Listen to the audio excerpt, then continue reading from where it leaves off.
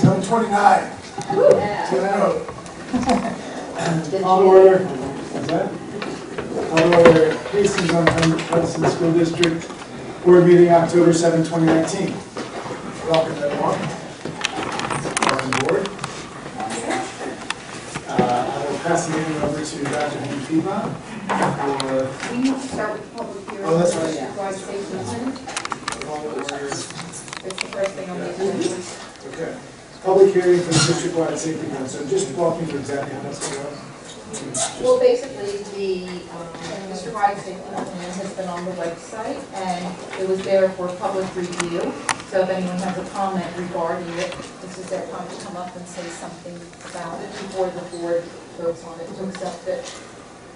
Okay, so this is comments for the district-wide safety plan, however, not open public.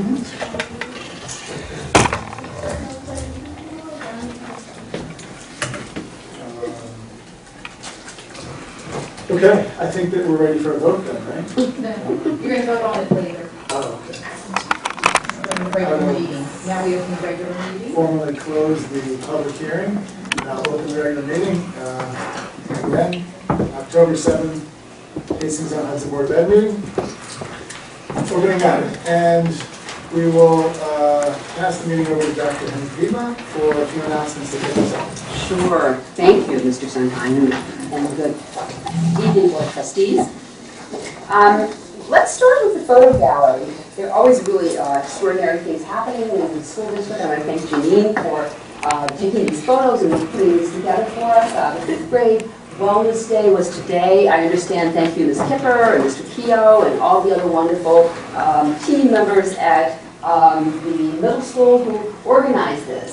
This is one of the, a rich example of the ways in which the 5th graders are sort of inducted into this notion of mindfulness. So I love the fact that they're introduced to yoga and acceptance and kindness and coping with stress. So this is, a wonderful sort of ritual that the middle school engages in with the 5th graders. So I want to thank them for this, really fantastic work. Can I ask a quick question? Okay. What does high energy unpleasant mean?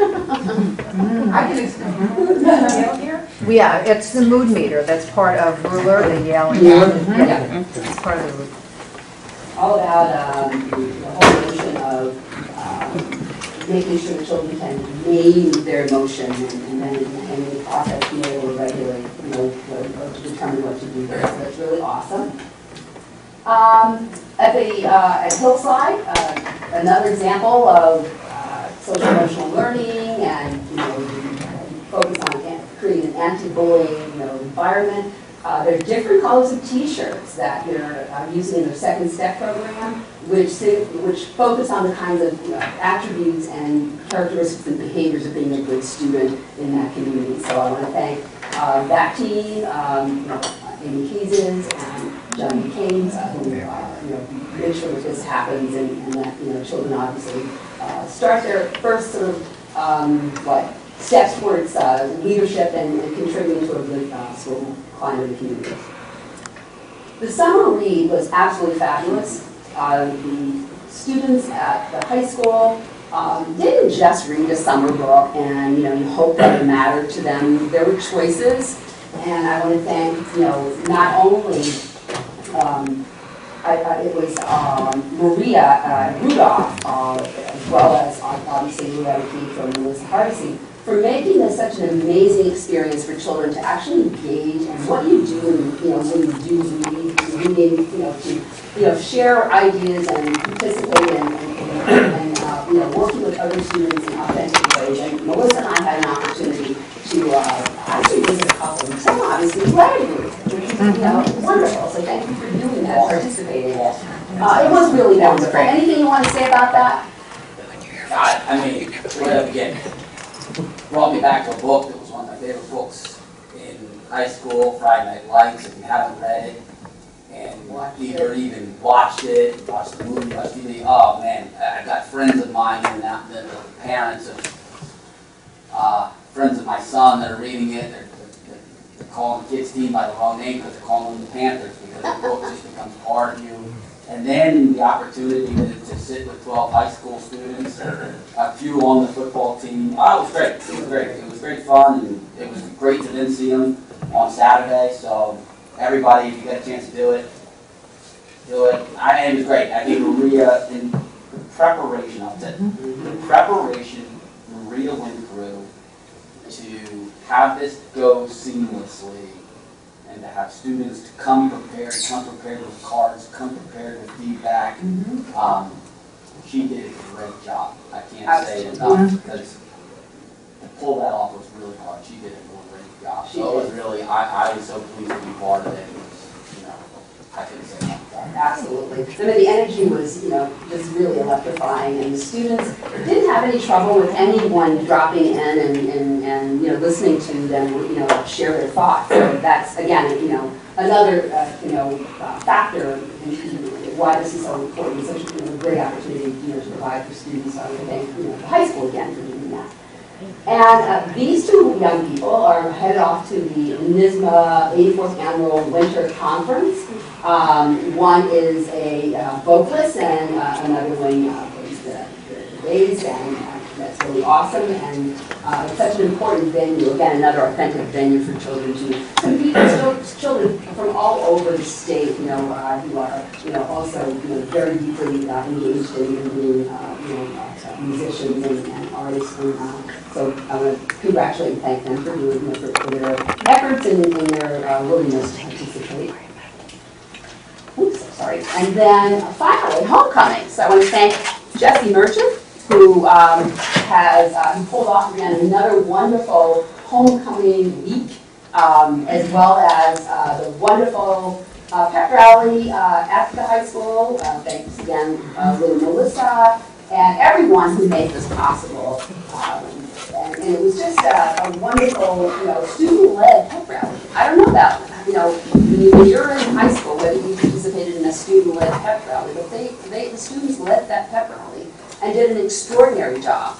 And the adults, the students held on to the microphone. The students, choreographed and led that. It was just a, an amazing example of, what, all the efforts that schools engage in to make sure this sort of, this culminating experience, really represents all the values and beliefs that are emphasized. So anyway, I can't say enough about that. And the games and the teams were really magnificent. We enjoyed, field hockey, soccer, volleyball, all of the above. So it was just, really just extraordinary week. So I want to thank everyone for participating in that. In terms of just a few other items, I want to congratulate Lauren Berman for her, she's a finalist in the Saul Zaentz Early Education Initiative at Harvard Graduate School of Education. She's a finalist. She's an innovator. You know what her innovative item was, or what she put forth? Yes, you want to know, right? Yeah. First and foremost, I believe the second year of this challenge, and it's a place to promote new ideas and strategic approaches that have potential to accelerate positive change and transform the quality of early childhood education. She's one of the 15th finalists who was chosen, and the particular innovation that she created or put forth was something called a, hold on, I'm going to wait, Toy Lend, L-E-N-D, a library for play. So it's a community-based library of playthings that supports children's healthy development through play. That's pretty cool. And so she's actually, I think next week, is it the 15th? Where there's this, the judges are going to be looking at, all of these ideas and plans. The people who submitted the plans are there to pitch their ideas further with this distinguished panel. It's actually live streamed on October 15th from 4 to 6:30. You probably didn't want me to say that, right? But I just think it's extraordinary, and let's cheer her on.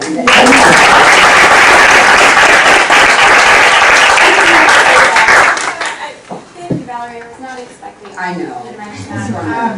But I did want to share with the board colleagues and with Dr. Hanke on this advance see Ms. Caraballo when I found out I was a finalist.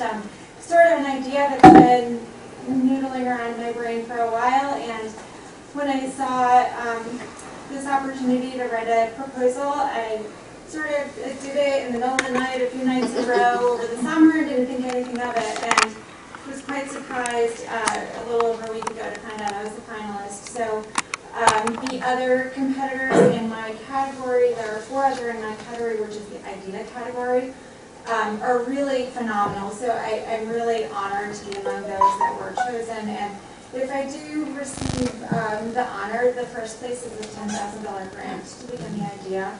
And I have started conversation with the mayor of Hastings and the downtown advocate. I don't know if this is something I'll pursue if I don't receive the grant, but certainly if I did, I'm really grateful that the community is already on board with the idea.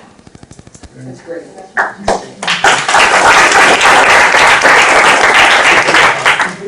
Yeah. That's great. And obviously there are lots of great other events occurring over the next week and into next week. Melissa and I, along with Lou and Melissa, will be meeting with some students tomorrow. Is it tomorrow? For the student board liaison meeting. I believe that Laura and Jody, are you on that committee or who's trying to get Jody? Okay, Allison and Jody will on that committee. So it's a group of high school students who plan their own agenda, and they're going to talk to us about some issues or concerns and thoughts that they have. So that's going to be exciting at 7:30 a.m. The university committee meets actually this week at 7:15 a.m. So a couple of who's from the board is Allison. I'm sorry, that's Sylvia. Sarah. Thank you very much. SEPTA at Hillside Conversation takes place on the 10th at the Hillside Cafe.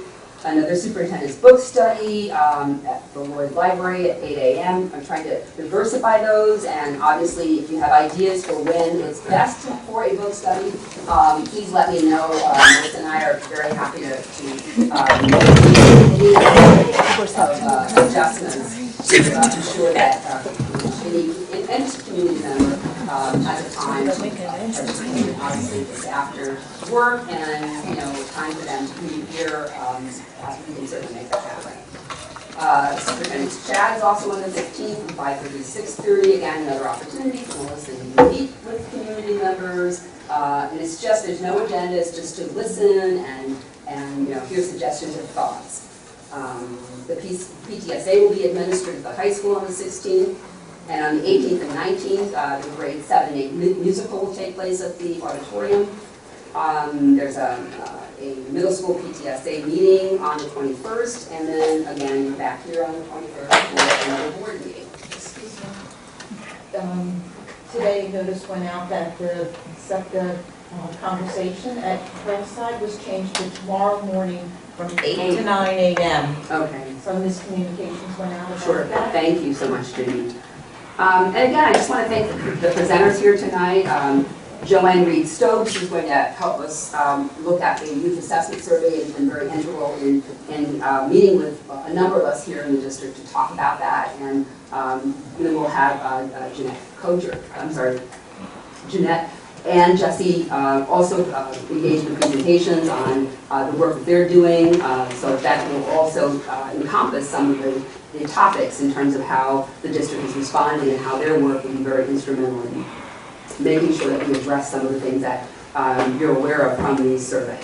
And I want to thank Mr. Sondheim for a copy of the book, Taking Small Risks, How Sharp Leaders... Smart. They're not small, right?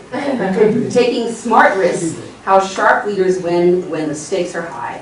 And we'd love to engage in a book study and, again, connect all of those ideas to the implications for school leaders. So thank you very much. I'm not sure how many people be my back.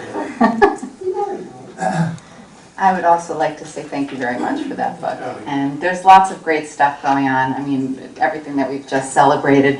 I do have to make a nod to the wellness fair, especially the piece that you were referencing around the, I think it was in the red, which was high energy and unpleasant, which is actually the perfect place to be when you're about to debate.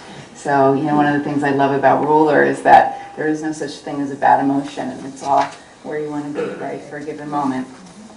I began my formal administrative visits last week, continuing to block out time with Valerie to spend time in buildings and classrooms, getting to know our programs, our faculty, our students. A couple of weeks ago, Gail, Lou, Chris, Greg, Agnes, and I engaged in a conversation relative to the upcoming work with students with disabilities and our economically disadvantaged students. Middle school's been in the process of creating individual portfolios with skill level assessment data for vulnerable students. And last week, both the middle and high school math departments came together, and Gail and Lou facilitated a discussion and outlined our potential target status and began to paint a broad strokes picture of the work that's about to happen with data analysis and individualized interventions, shifts that are necessary around student scheduling. And looking ahead, similar discussions will be taking place with the literacy department as well, and the work will be ongoing in support of students and in support of teachers. Last week, the Hillside faculty members got their differentiated Google training sessions, and there were also some drop-in clinics that were available. The migration has officially begun, so things are moving, and there will be more drop-in clinics and supports for teachers and for all stakeholders in the system. I know that there's interest around some targeted clinics around mail merges and working with sheets and how do we do this particular thing. So we're crafting it based on the feedback that I've received. Science, I met a couple of weeks ago with the 3 building principals, Melissa Shandroff and Robin Farrell. We had a discussion about science. We have changes coming to the standards, and we talked about alignment work. And the work that's already happened to date, both all in K-4, in 5th grade, in 6th through 8th, in 9th through 12th. And we talked together about some formal opportunities that faculty members have already had to unpack the standards and what the needs are, and how to then now move forward with that to continue more of a curriculum audit so that we can really be specific in targeting our alignment efforts. Janice and I have been working together to ensure that interpreters and translation services are in place for our parents. And our discussions have also focused around the diversity work in the district. And there's a lot going on with that in terms of various committees. Also, we talked with Deidre Price, who worked with Hillside, and we had a wonderful meeting with her about the diversity book work that has happened and connecting that and really threading that through with the interactive read-aloud work that's happening over at Hillside. And then in theater news, I have a brief clip because Gerard Marciano was invited to speak at the Education Theater Foundation Broadway Back to School 2019 Gala. So there was a packed house. He was sharing the mic with Chita Rivera, and over $155,000 was raised to support programs for underserved schools. So here's the highlights reel. I actually have to pop out.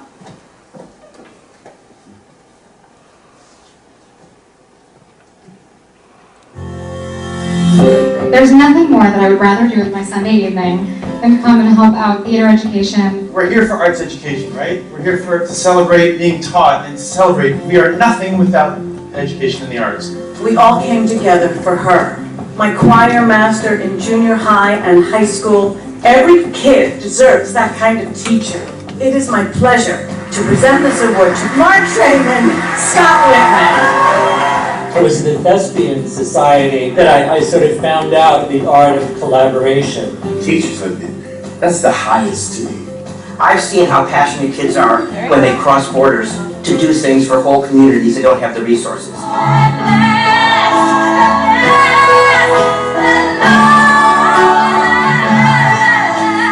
Now, around the tree. Okay. I'd like for all of the theater teachers and educators who are here with us tonight to stand so we can salute you. I'm really happy to be here tonight. I want to tell you guys, you're wonderful. Just stick with it and believe in yourself and enjoy it. You don't have to be perfect to make a difference. So on behalf of Bob Wankel, Broadway Cares would like to share $10,000 of part of what we raised today beyond our national plans. Until we have, publicly funded and supported theater education in all of our public schools, we have to have events like this evening in order for kids to be given an opportunity to fall in love with something outside of what they learn from 8:30 to 3 o'clock.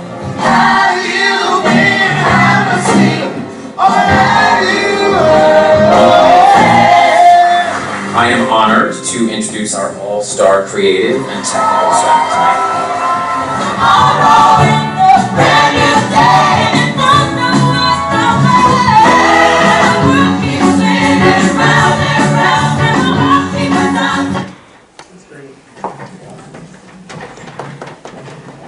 So Gerard shared that was really a highlight for his career and really for Hastings too. We're so proud and what a wonderful opportunity. So great stuff. Great. Thank you. I'm going to go back and see there's the full speech of Gerard's. Mr. President. Yeah, no, definitely not going to stop that video. Okay, so this week, as we've been moving along with the bond, the update for the last few weeks, we have now worked together with the consultants on the kitchen and food service area at Hillside, and that area has now been defined, and our architects continue to further develop the design documents and hope to have that. And we're going to have our first cost estimate of the project this week. We're also going to be approving a lighting designer to help with some of the Hillside addition as well as the middle school auditorium, which again, these things will help them really be able to refine the budget for the space as we continue to get more deep into the details of the drawings.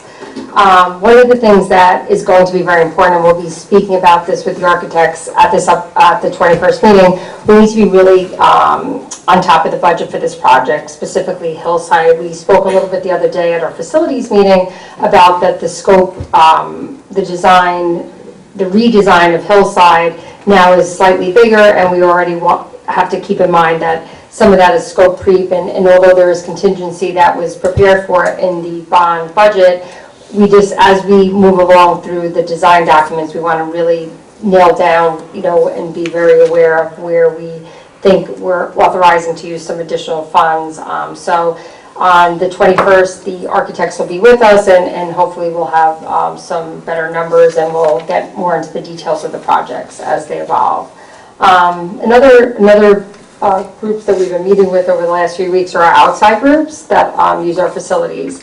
And Joe and I will be working in the next month or so to create a written procedure to be used for all outside groups. It'll also include safety protocols that we want to share with them, and make sure that they're also aware of everything that we kind of do during the day, and make sure that in the evenings, that whether it be our internal groups or outside groups using our building, that they're all aware, so that we'll make sure that our students are all safe when they're in our buildings.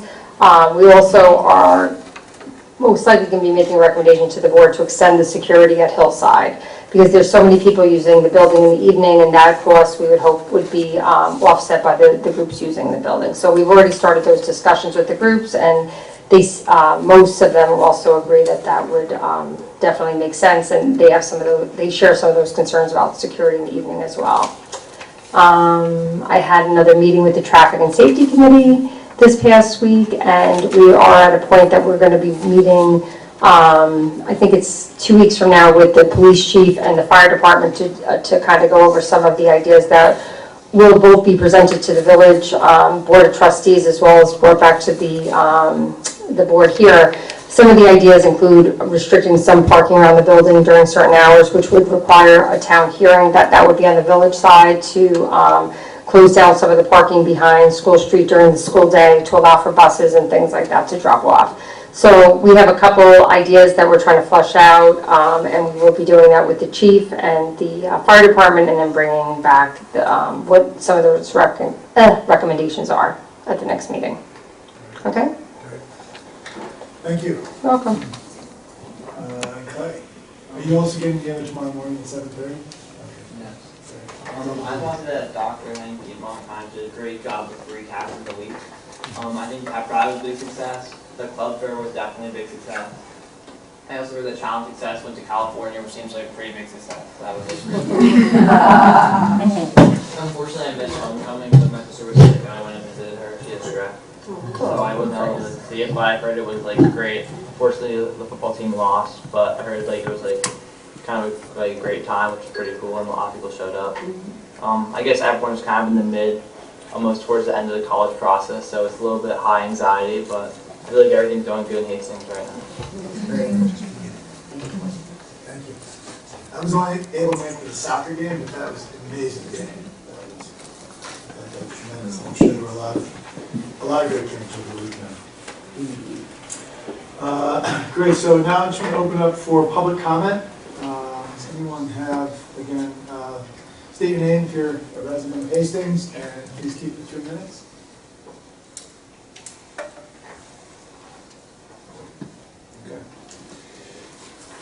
Great, so we've got a series of presentations tonight, so we'll ask each one to keep it focused and tight. I think what was helpful, I think, for the board was to share the presentations in advance, so we had a chance to read through those. We'll kick it off with Susan Borossi for our auditor's report.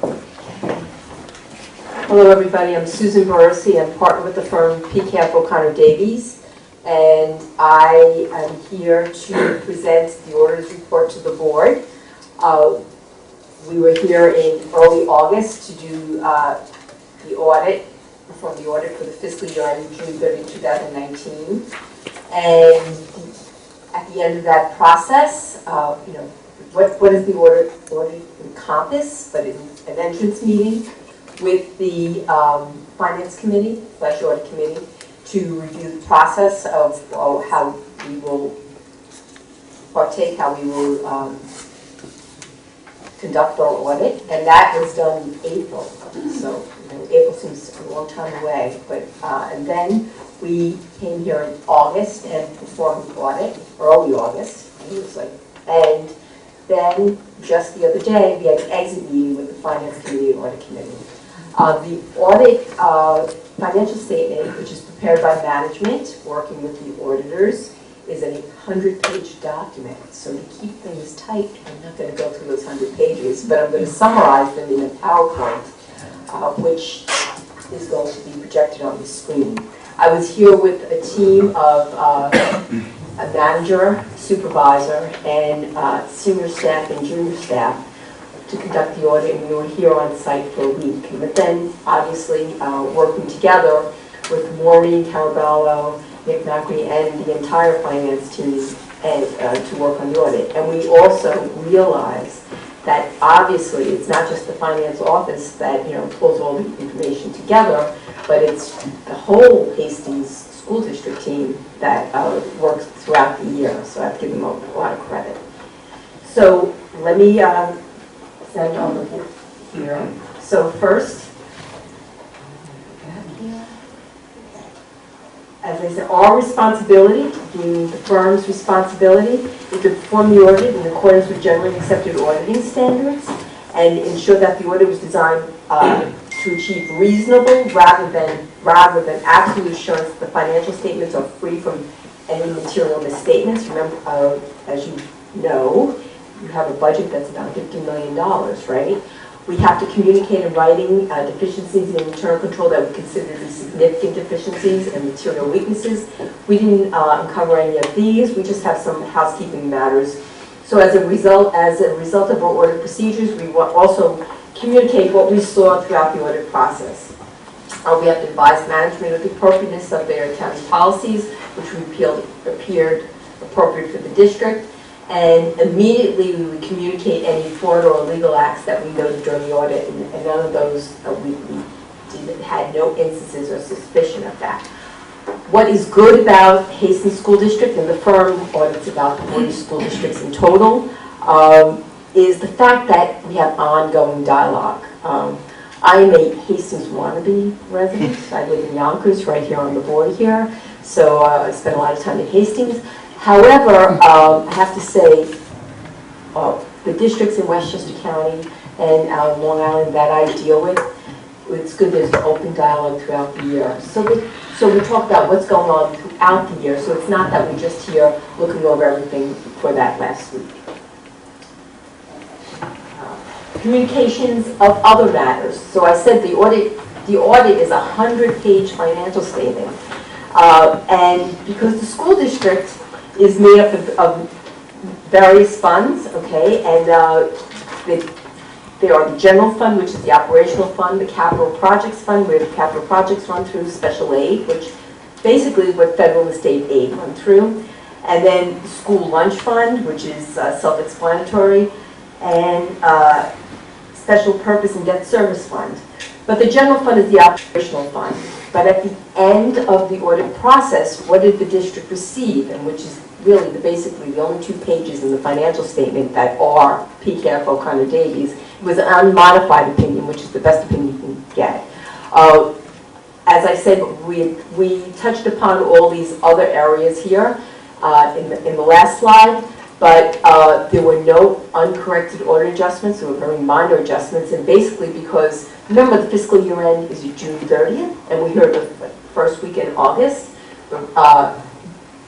performing the audit, and that's a tight time frame for a school district to have their books and records ready and open for an audit process. Okay? There were no difficulties encountered. There were no disagreements with management, and there was no consultation of management with other auditors or other accountants for opinion shopping, meaning if there was an issue and they felt that, that the finance team disagreed with the external audit team, they would go opinion shopping, and independence was not imperative. Sorry to go through that long laundry list. It's just what they call required communications that we have to discuss. Now, as I said, the financial statement is a 100-page document, but what is here is the financial statement highlights the general fund revenue and expenditures and summary for the year ended June 30, 2019. So I know that you're all aware that there is a budget that the district adopts, and that's called the original budget, right? But what has to be added on to that original budget are the prior year, what they call encumbrances, which are purchase orders issued and outstanding. And also, so the budget was balanced, but that use of fund balance is what was appropriated from the prior year in order to balance the fiscal year June 30th, 2019, plus those encumbrances. So it was a planned use of $3.8 million. Okay? Then the final budget includes any budget modifications that are made to the original budget, okay? And those have to be approved by the board. And what we do as auditors, we review any budget modifications to make sure we go both ways. We go from when we look at the financial statements, we go from the final budget to the original budget and the original to the final, and do some testing to make sure that those modifications were made. Were approved by the board. If they were not, those would be discussed and would have to be disclosed as a finding. And then actual is self-explanatory, actually what happened. Encumbrances is a governmental word for purchase orders issued and outstanding in which invoices have not been received, and therefore they're called encumbrances. And then the variance is the last column.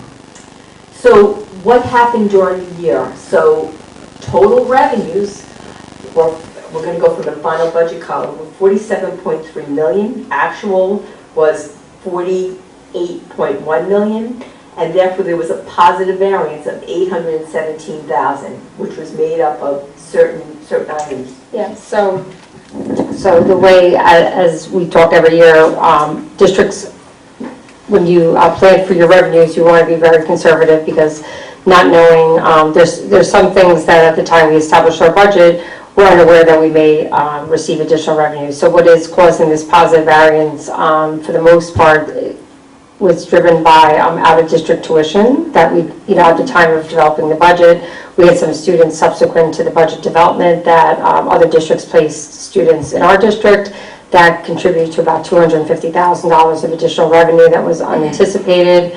We had some additional sales tax revenue, as has been reported that the sales tax percentage did go up, and just the sales in general in Westchester have been much better than we continue to get a larger share there, so that contributed to about $100,000 of additional revenue.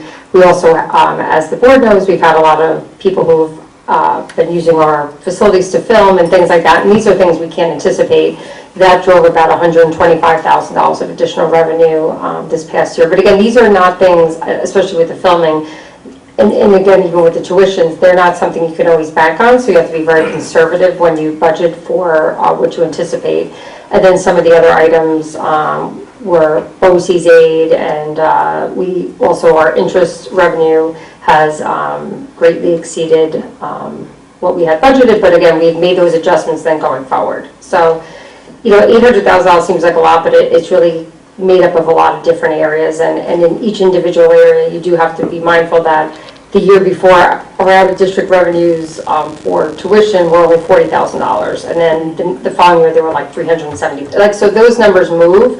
A couple years ago, they were $740,000. That's something we have very little control over because it's based upon other districts' willingness to place students in this district. So typically you want to very conservatively budget your revenues, and that's what's pushing that variance of $800,000. And then on the expenditure side, which again, $2 million is somewhere in around what you're looking for, that really, it means that you didn't expend about 3 to 4% of your budget, which if you think about your household savings, like you don't want to spend 100% of your income, you want to always have somewhere in the 3 to 5% of your overall budgeted expenditures. You want to be able to come in under that. So the majority, which was pushing that, was we actually had about 600 plus savings in special education costs. We had about a $300,000 or $400,000 savings in transportation, just different things like that. Again, these things can very easily, a few students on a few additional buses could easily go in the other direction. And then we also, as you know, we didn't have the position Melissa sitting in last year was not filled, so that was about $300,000 of money that wasn't expended. So those are the main buckets, and then obviously throughout the budget we had a little bit less expense in health insurance, and that's where you get that additional savings. Just to kind of give you a high overview of where how those variances come to be. It's so true, because it's many different areas to add together. There's about like 400 line items, but I'm just keeping the larger numbers. And they also go in the other direction as well, things that were under, that needed additional dollars. And then, so when you look at the actual column, when you take your revenues less your expenditures, less what they call transfers out, because those transfers are to other funds, you had a net change in fund balance of $360,000. Added to the beginning fund balance of $9.3 million to arrive at a $9 million fund balance. Now, everyone would say, fund balance, wait, what's fund balance? That's like the net equity, right? You're like, oh, that's a large number. Well, okay, that large number is broken down into many buckets, and let's go through those buckets. So as you can see here, I know it's hard to fit all these numbers on the screen, but it's broken down between the funds, which is the general fund, the capital projects fund, what we call the non-major funds, which is the school lunch, special purpose, and debt service fund. But we're going to focus on the general fund, where that $9 million is broken down. Now, what happens with fund balance is regarding unassigned, which is a free fund, open fund balance, which is not designated to a reserve. What's a reserve? A reserve is a legal reserve, okay? I'm not an attorney, but what we do as auditors, when there are reserves, which are legal reserves set up for, what we do is to make sure that monies that go in and out of the reserve are for the purpose that the reserve is set up for. Legally, in New York State, the unassigned fund balance can equal or but not exceed 4% of the subsequent year's budget. This year you're right on target with the 4%. Now, unassigned is $2 million, but remember, $2 million and $50 million budget is a very small percentage, right? But that the other reserves here, I don't know if you want to go through some of these reserves more. Yes, so just on the other reserves, like Susan mentioned, all of the reserves that are under the restricted category are required to be set up in accordance with the law. So you would not be able to have a reserve for tax certiorari unless you had at the very least, the amount of money that could be owed to somebody. You have to back up all these reserves. So our tax certiorari reserve is money we set aside to pay back money that we know we'll have to pay back to people who have filed claims against the district for their assessment. They want assessment decreases. For the most part, those are commercial entity properties, co-ops, condos, and right now we have $11 million worth of claims against the district. So as you can see here, $969,000 is not even close to what we would need to cover those liabilities. So that's how much we have. Currently, there was another $200,000 of that money that has already been subsequently used in this year's budget to offset. That was part of this year's revenue projection to help offset the 1920 budget. And then the other employee benefit accrual liability, these are for real liabilities you would have if employees were to leave the organization. These are monies due to people that were required to accrue because, you know, it would be actually, if you didn't accrue the money, it would be inflating like the amount of money you actually have. It's a real liability that would come due based upon people's salaries. ERS and TRS reserves are just reserves that are help us manage when the retirement systems have ups and downs in the rate, and this helps districts set aside money when they do have additional funds like we did this year to help in the years that we see some spikes in those retirement system payments. As we know about the capital projects reserve, that's money set aside for capital projects. In order to use this money, it has to be voted on by the public. It was voted on to fund it, and it's voted on when you use it. And then, like Susan said, everything else, the other parts of it are actually the part of the fund balance is your encumbrances, which that $588,000 has already been spent this year because they were encumbrances that we owed from the end of last year's fiscal year. And that $1.7 million is the money we had used also to offset this year's budget, so to lower the taxes we raised. So really, with being we're using already that money, where we are currently today is a lot lower than that $9 million. So we're already below that $9 million because we're already actively using some of those dollars to balance this year's budget. But that's it, and as I've been mentioning, it's very important though for us to make sure it's important to have a certain amount of fund balance also, because you can have if you have an emergency, you need to have some money in reserve to be able to address those issues. Then the next, this is the other post-employment benefit obligation. Now this legally cannot be funded, legally in New York State you cannot fund this. What happens when there is a retiree? So what happens when an individual who works for a school district retires, as per their contract, there are certain post-employment benefit obligations, inclusive of health care, and depending upon the contract that is paid for. Well, their financial statements of a school district, which is considered a governmental entity, is 100 pages long. Why? Because not only is it budget based on a fund level, there's what they call the entity-wide level, which is a full accrual level, which shows a liability such as this on that, which it's very difficult to take this liability, which is $83 million, okay, and it's determined by an actuary. It's very difficult to compare it to other districts because each district is different. Why are they different? They have a different type of employee population, life expectancy, different types of contracts, but this liability is calculated by the actuary and then put on what they call the entity-wide books. Why I'm showing you this, not because I'm not the actuary, I'm not an actuary who pulled this together, but to show you this is a liability is out there and it's a cost of having all of these benefits. And basically what happens now in your budget now are the payments to the retirees. In this liability are those retirees that exist now, but it's also the present value of what that liability be for future retirees. And right now there is 146 inactive employees currently receiving benefit payments and 268 active employees, 414 employees. This is all health insurance, just to be clear. This has nothing to do with the retirement system. There's like a calculation for how much you can realize on a yearly basis. The only thing we realize is what we actually pay. So the benefit payment of $1.4 million, that's on the last line here before the total. That is actually the amount of our health insurance that we pay that's for retirees. So out of the $5.5 million we pay in health insurance, $1.4 million is for people who have already retired out of the system. So that's why Susan said we cannot accrue for this benefit, but this is it does look at everyone.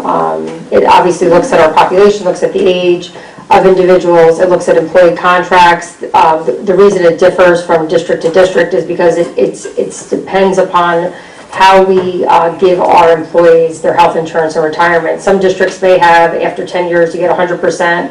Ours is actually different for each bargaining unit as well. So that is all factored. So my office, we work with the actuarians to provide all the sheets of what people, their demographic information, and then also the employee contributions for each individual health bargaining unit and the healthcare cost, and that's how they come up with this. And they're looking at what, if Hastings were to shut down, what would the liability be to provide this group of people health insurance in the future? That's what that is. That's the best way to describe it. That's what it is, yeah.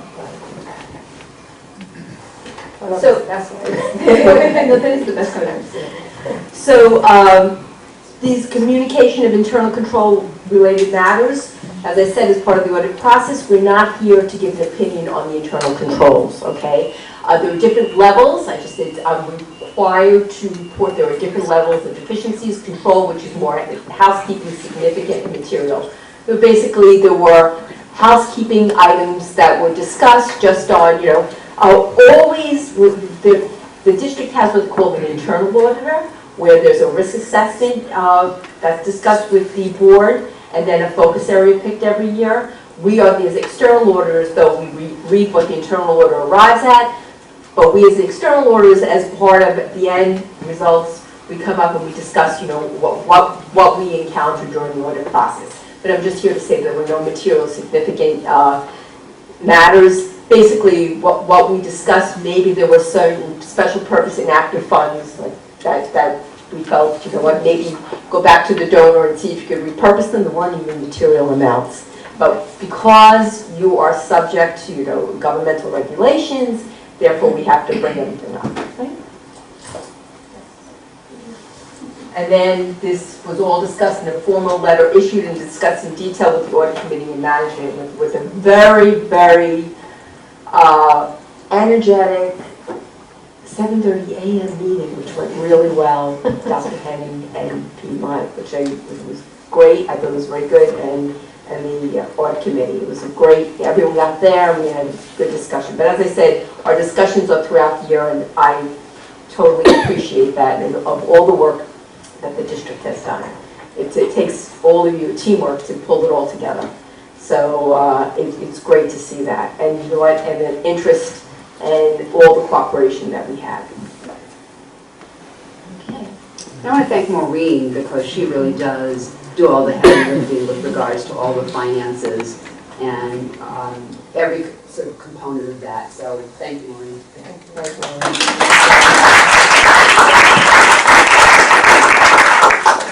And thank you, Maureen, and thank you all. Thank you for doing this presentation with me. I so appreciate it. I'll be happy not to speak to you every day. I love you, but there's a lot, even like from the meeting, to create this financial statement. It's like an ongoing conversation. Well, I will say, being on the audit committee, thank you that there's no significant material deficiencies. That's important. The controlled deficiencies are things we can look at. I think probably not tonight, but we did have a conversation in the audit committee about wanting to discuss a few elements. Nothing big, but the idea of how our special club funds are used, and are there ways that we could actually make sure that they're being used for educational purposes and more kind of closely monitored and used, again, for educative reasons. And then it's probably worth at some point just having a conversation about reserves and the evolution of reserves over time, which I think probably most of the board isn't aware of. Reserves are our savings account. The savings account has got lower and lower through the years, and that always ends up at zero at some point, and that will be a problem if we don't continue to look at that. So maybe not this meeting, but at some point, I think it's worth the board engaging with the evolution of those reserve funds a little bit more. Absolutely, because what we wouldn't want the public to walk away with is thinking that we have $9 million in our savings account that we can spend. because that would be inaccurate. Yeah, I think it's good. I mean, I just touched upon them tonight, but even as I talked about the tax certs, I think it's just really good for people to understand like the obligations we have out there and understand how important it is for the financial well-being of the district to make sure that we're properly have certain reserves in hand that are really like not just cushions, they're actually real liabilities that exist for the district. And if you don't have money there, districts have to borrow to pay that back. And that's something you really don't want to have to pass on to further generations, things that you already have liabilities for. So we can definitely talk about that a little more. And I want to thank Susan also because I really do like working with them, and we do call them often as things come up throughout the year when we get things out from the state that we need to address, so that by the time she comes here, we're, they're very accessible to us, so we appreciate your work as well. Thank you. Thank you. Thank you. Okay, so is there anyone that has any pressing things they want to ask about the audit committee right now, or the audit report? And I want to rush the meeting, but I'm also aware that we've got a lot of things to do. Okay, so now I want to pass the meeting over to Joanne Reed-Stokes for the Hastings survey presentation, Youth Needs Assessment. Hi, good evening, everyone. My name is Joanne Reed-Stokes. I am the Youth Services Director for the Village of Hastings. So this is just one of my many hats that I wear. I also run the food pantry in Hastings, the drop-in after-school program, and I partner with the various different schools to provide substance abuse and prevention education in the schools. For the purposes of tonight, I'm here representing the WAY Coalition, and just to give you a little bit of background about the coalition. In 2015, I approached the Student Assistance Services of Westchester, which is a county-wide substance abuse prevention agency, to help strengthen our efforts to mobilize the community to address some of the issues that we saw surrounding youth alcohol and substance abuse. And then in 2016, we were chosen by Student Assistance Services to receive a drug-free community mentor grant. So we were partnered with the Yonkers Coalition, and they helped support us through the process up to and including applying for our own drug-free communities grant, which we received in September of 2018. And that's a 5-year grant that will help us to focus our efforts on substance abuse prevention in the community.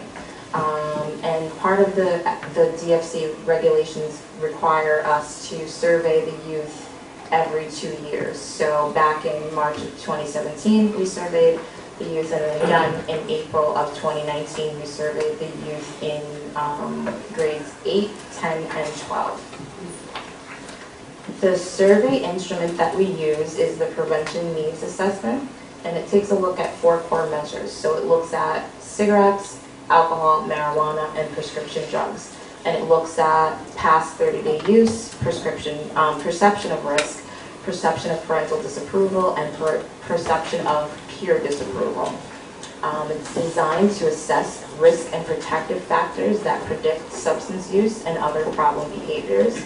There are multiple validity checks in place to ensure the reliability of the data that we are receiving. And we use the information to help us plan what we're going to do and how to best address our issues.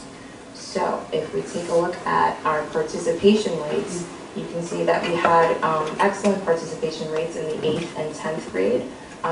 Although our participation rates were a little bit lower in the 12th grade, Bach Harrison, who is the company that created the survey, ensures that as long as you have 60% or more, that is a viable sample to get a good indication of our outcomes of what we're looking for.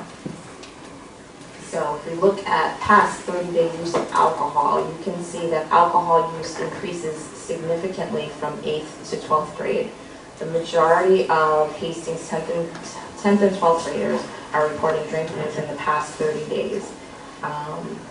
Hastings students in all grades reported drinking rates higher than the national and county average. And you can also see that compared to 2017, the rates have increased in 8th and 10th grades.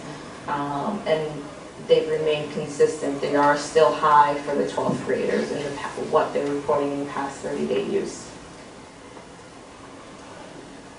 Binge drinking, and binge drinking is defined as having 5 or more drinks in a row, 1 or more times within the past 2 weeks. So Hastings 10th and 12th graders who drink reported binge drinking at rates much higher than their peers nationally and within Westchester County. 8th grade binge drinking rates are higher than national averages, but lower than county rates. Binge drinking rates have also increased across all grades reported in 2017. When we look at past 30-day use of marijuana, Hastings 10th through 12th graders, marijuana use rates are significantly higher than their national and county peers. While 8th grade use rates are higher than county, they are only slightly higher than the national rates. Most 8th and 10th graders are not using marijuana, however, the majority of 12th graders did report using marijuana. Compared to 2017, 30-day use rates for marijuana have increased across all grades.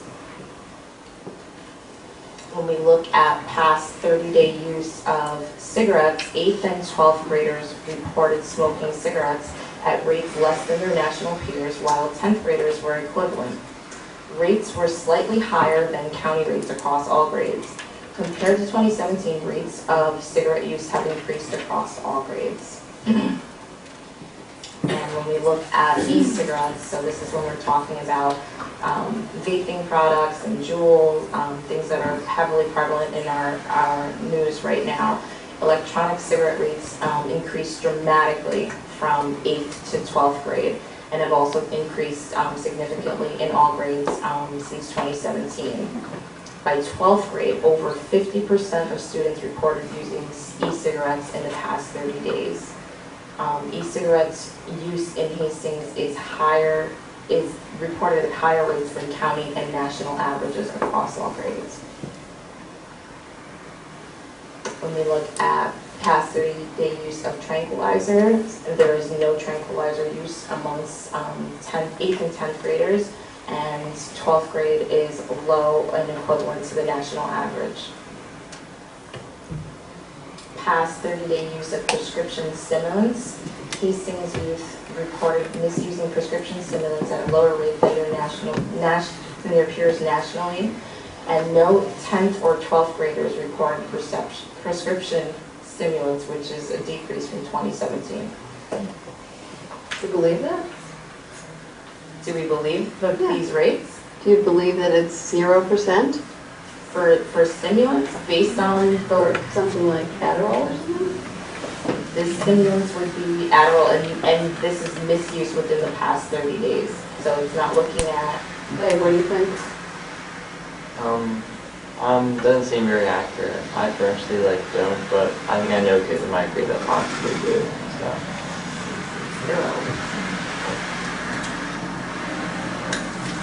When we look at past 30-day misuse of painkillers, no Hastings 8th and 10th graders reported misuse of painkillers, and Hastings 12th graders reported misusing painkillers at higher than national and average, and slightly higher from what was reported in 2017. When we look at perception of risk, the youth were asked, how much do you think people risk harming themselves physically or in other ways when they have 5 or more drinks of an alcoholic beverage once or twice each weekend? Most Hastings students see binge drinking as harmful, although that number decreases in the 12th grade. And then when asked the same question for marijuana, how much do you think people risk harming themselves physically in other ways if they smoke marijuana more once or twice a week? The majority of Hastings students across all grades see regular marijuana use as not causing a moderate or great risk of harm. The perception of risk has decreased dramatically in the 8th grade from 2017. And low perception of harm is predictive of increased use. And one of the things that may factor into that is all the talks of the legalization of marijuana. Their perception of harm has greatly decreased. Perception of parental disapproval. How wrong do your parents feel? Do your parents feel it would be to have 1 to 2 drinks of an alcoholic beverage nearly every day? Almost all Hastings students perceive that their parents as disapproving of daily alcohol use. When asked about if they were to smoke marijuana, although the majority of the students perceive that their parents disapproving of marijuana use, the number decreases as student age. So as the students are getting older, they believe that their parents' perception of how wrong that is decreases. So as parental disapproval decreases, use amongst youth increases. When we take a look at vaping perception of risk and disapproval, they were asked, how much do you think people risk harming themselves if they use electronic vapor products such as Juul? Most Hastings students believe that there is a moderate to great risk in using electronic vapors, but there's still a large percentage in each grade that see it as little to no risk. That will change with all the new stuff that's come out over the last year. Yeah, so this was done back in April, so it's definitely more information being brought to mainstream media right now. And when asked, how wrong do your friends feel it would be for you to use electronic vapor products, the perception of Hastings students that perceive their friends as disapproving of their use of e-cigarettes decreases with age. So again, we see as the older the kids get, their perception of risk and harm decreases. Sources and location of use. So the #1 recorded place of using alcohol is getting it from a party, and then 37.9% reported getting it at home with their parents' permission. Sources and location of marijuana use. The top places where they've gotten marijuana is they got it from a friend, they bought it from someone over 18, and they bought it from, or they bought it from someone under 18. And their places of use are at home or someone else's home without any parental permission. When asked about the location for vapor products, the top places are at a friend's house, in a public location, or at home. And they are reporting about 24.8% of reporting using marijuana or some type of marijuana oil in those vaping devices, and 24% are reporting using a pre-filled cartridge. So let's take a look at some of the key risk factors that we've identified. So favorable attitudes towards drug use. So youth who express positive attitudes are more likely to engage in it. So perceived risk of drugs. The greater the perception of risk, the less likely youth will engage in that behavior. Rewards for antisocial behavior. Perceived availability of drugs. Friends who use drugs. And then, so those are the risk factors that we've been able to identify, but we've also been able to identify some strengths. So Hastings students have numerous opportunities in the community and school to be involved in pro-social activities, and most students are involved in something.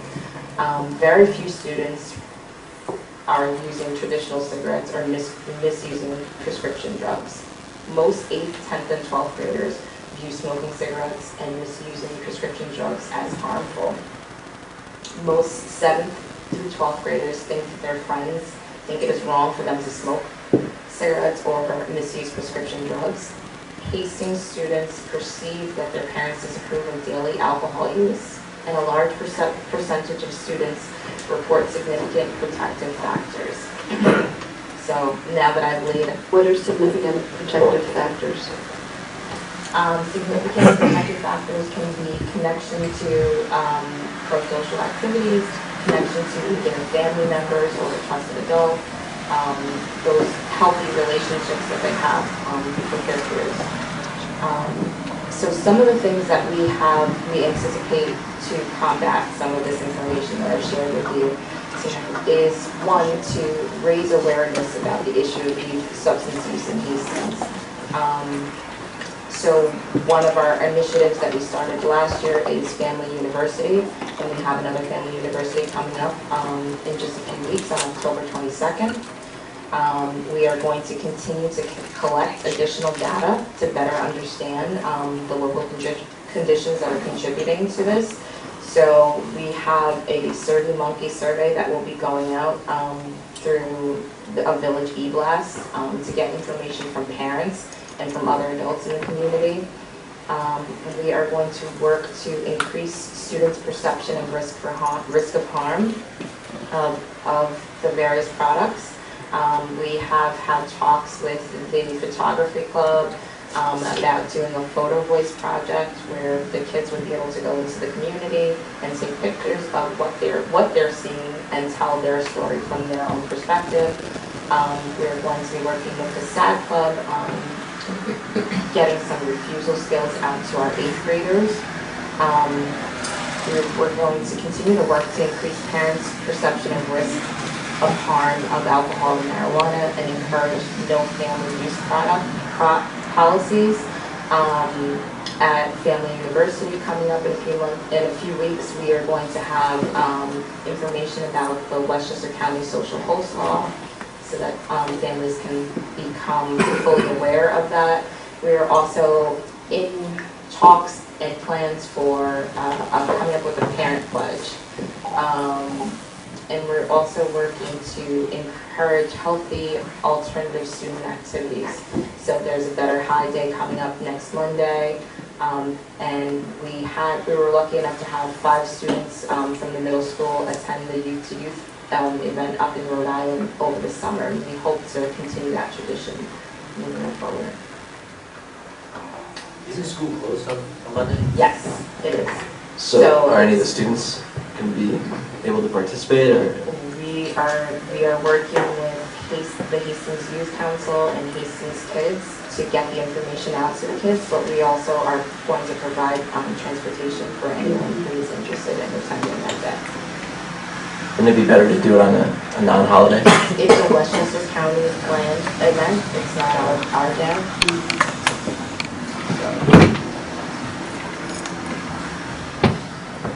Thank you for this. I have a question about some of the earlier data. We don't have to go back to it, but there were a number of times where the data that you reported for Hastings, in comparison to all of Westchester, it was higher, sometimes significant, sometimes not. The findings were higher in Hastings than all of Westchester. I guess I wondered, do you have any thoughts about how you would understand that? And that's part of the reason why we're looking to get additional data, because we don't have an answer for that. So one of the things that we're going to do is the Survey Monkey that I did mention, but also focus groups to sit down and talk with kids and find out what some of that may be the reason why. I do have a question about, so when kids are taking the survey, is it in school, or? Yes. And is it on the computer, or do? It's a paper copy. Yeah, it's a paper survey, and they're all taking it at the same time. They go into the cafeteria, and there's monitors, and they're spread out and watch, so that, we're taking it seriously as much as we can expect, And how do you, the numbers are, I've seen these numbers before, and they're disappointing and scary and startling.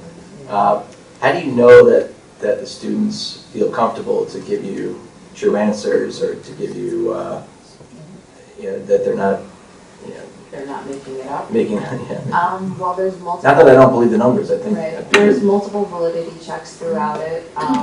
So when the survey company is going through them, there are things that show that someone's not being truthful, and so it'll automatically kick out that response, the whole response, because there are multiple questions asked multiple different ways throughout the survey. So someone would have to lie and remember their lie through the whole entire survey for it to be counted.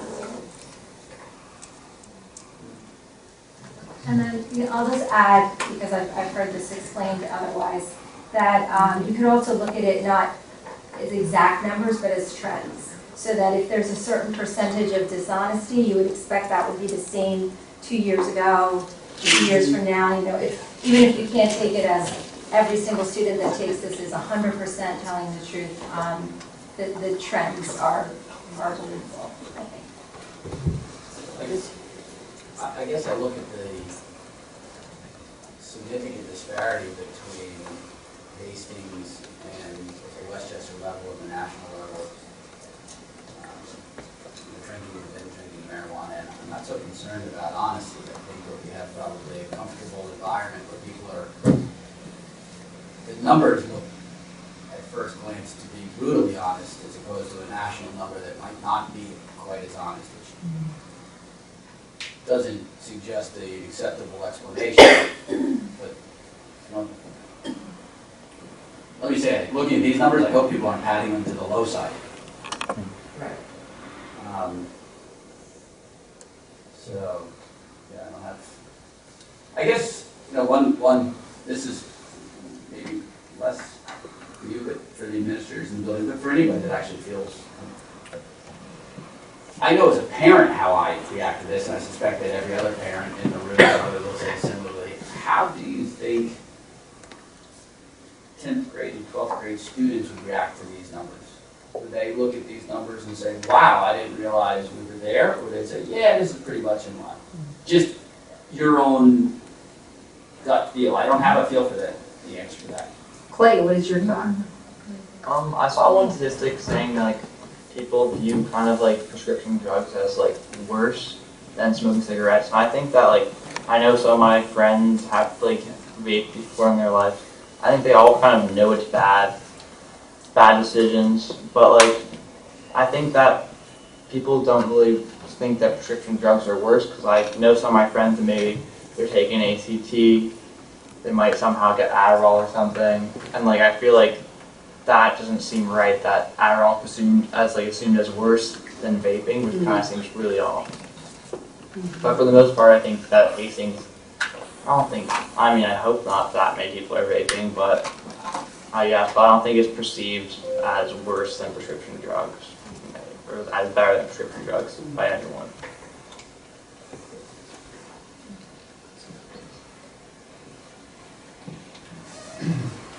I guess we don't, I know this is a board meeting and we don't usually open this to the audience. I just wonder if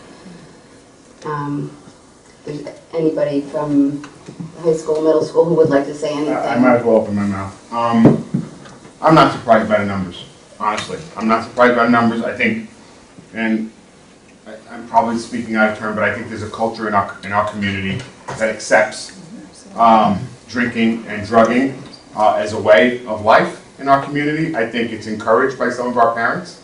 I'll give you some statistics. There were 100 and some odd students in the woods this weekend on Saturday night because it was homecoming. We had 3 young people go to the hospital for intoxication, and there were cars waiting in the Hillside parking lot to pick up their kids. So I'm not surprised by it. I think until our community comes together and really talks about underage drinking, marijuana, because I talk to the kids all day, Melissa talks to the kids all day. There's a sense that marijuana is going to be legalized, therefore why is it a big deal? We have parents who are smoking marijuana with their kids, and we're told that. The data is honest, I can tell you that, because our kids are honest with themselves and they're honest with the adults. But it's not just here, Lou.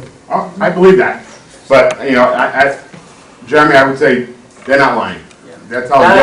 No, and I have More an 8th grade son who took My this question may come off wrong. survey. I don't think, I was just trying to understand the mechanism that's used to get them comfortable. Yeah. And then we've talked about the fact that parents are very dismissive of this.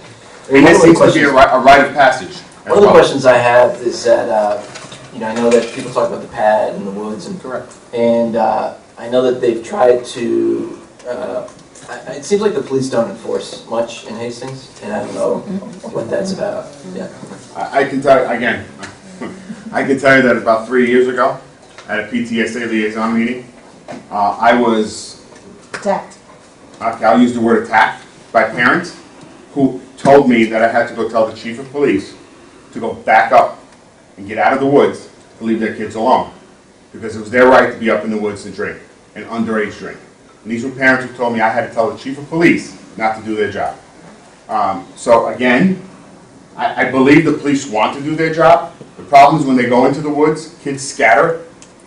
And if you've been up in those woods, there are cliffs, there are rocks, it's dangerous. And the police are reluctant to go in there because they're afraid someone's going to get hurt. I think just having heard what people have said thus far, my question, and I have a now 9th grader who took this surveys, and I'm sure he would absolutely think that those figures are accurate, if not low. But my question is, having attended the Family University and events of that nature, how do you permeate the culture so that people take it seriously and we don't have this stance as a permissive community which embraces and promotes the behavior that we see borne out here?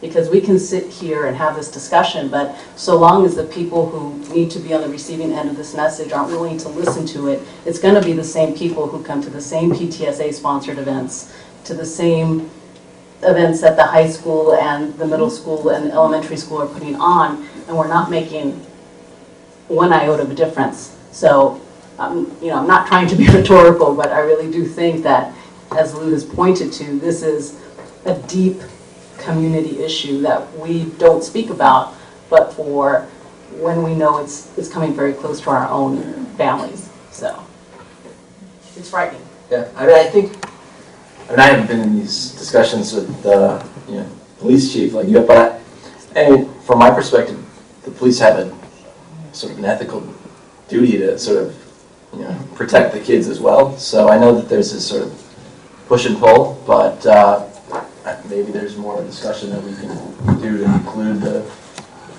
Well, I think that the presentations you're going to hear next from Jesse and from Jeanette are also a part of our own ongoing efforts here, and all the great members of the clinical team who are here tonight can attest to the work that's underway. I mean, you can certainly police it, but I don't think that that's going to help children who might be addicted to nicotine or marijuana or any number of substances. I think that what you're going to hear from Jeanette and from Jesse are the ways in which we're trying to educate young people to make better choices.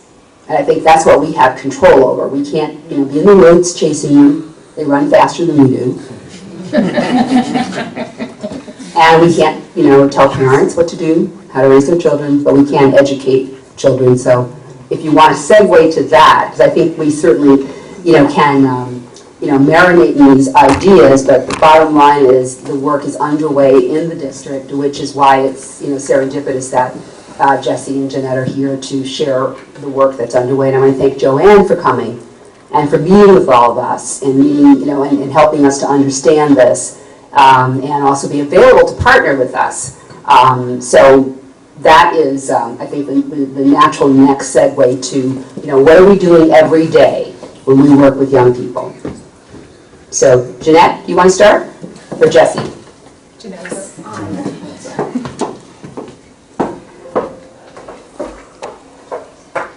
heavy topic to follow. Thank you, everyone. Good evening. Jeanette Coker, I'm the Director of School Counseling, K-12 for the district. I'm proud to say Department K-12, very proud. Thank you for this opportunity to speak briefly tonight on the school counseling program. One of my professional goals this year is to continue to build the district's counseling department, ensuring the continuing services across the K-12 student body that will support all students and staff using best and most current practices in the mental health field.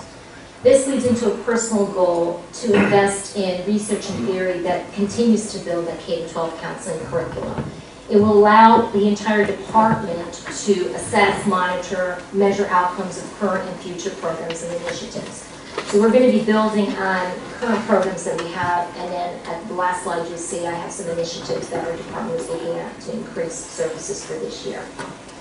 So the mission of the School of Counseling K-12 Guidance Department is to provide a comprehensive and sequential program based on the development of the whole child. School counselors provide services that address the needs of all students that are developed in collaboration with the American School Counseling Association in accordance with the New York State Commission's regulations. These programs establish effective school counseling frameworks and competencies in the areas of personal social development, academics, and career, post, and secondary. And through these frameworks, we support and promote every student's goal to achieve success in those areas.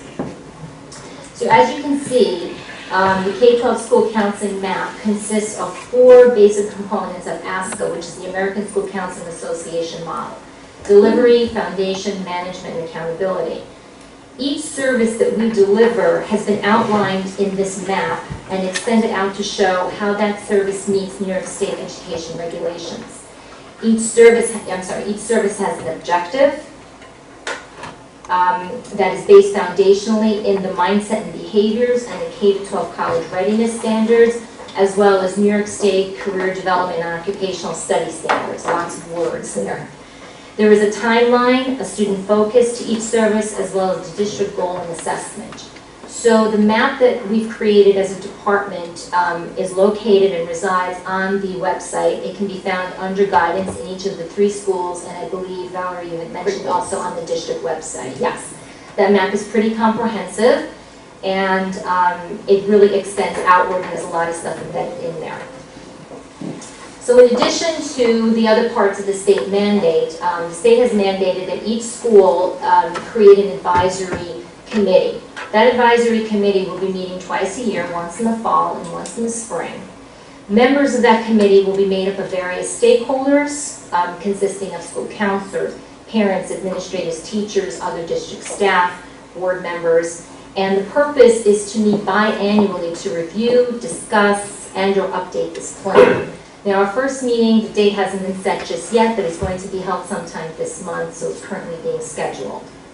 Additionally, part of the state mandate was to add on a full-time elementary school counselor, which we, I will say, as a forward-thinking district, and thanks to Amy and John's support as well, we're able to get an elementary school counselor in full-time, and she has been full-time for a year, and we look forward to her role growing and continuing to expand as we move forward. Some of the services that we provided are here. It's not all of them, but it's some of them. And in the interest of time, I'm not going to read through it, but I do want to highlight just a few pieces there. K-12 curriculum connection across all schools. Common themes that run across the grades, like career exploration, academic advisement, building resiliency, teaching kids to make good decisions. Our Second Steps program, our RULO program, our Challenge Success programs, our Princeton Peer Leadership programs, and integration of social emotional learning across all grades. And that takes on a lot, and I'll get into that in just a minute. And of course, Family University, as you heard. The participants are all there. It's not just the school counselors. Some of our initiatives for next year, more student and counselor contact. A lot of what we do as counselors is direct and indirect contact, and that is the majority of our time. It does differ between elementary school, middle school, and high school. We are looking at possibly exploring mental health first aid. This is a program that one of our middle school counselors, Ms. Perez, attended over the summer. This program builds mental health literacy and helps to develop the skills to identify, understand, and respond to a person who is having a mental health crisis. Part of that training would probably entail turnkey information going out to teachers to help respond to students who are maybe in the middle of a crisis, teachers to respond to understand what that may look like, and to get a little bit of, I don't want to call it sensitivity, but understanding the training behind that until a professional can come and scoop the child up and help them out.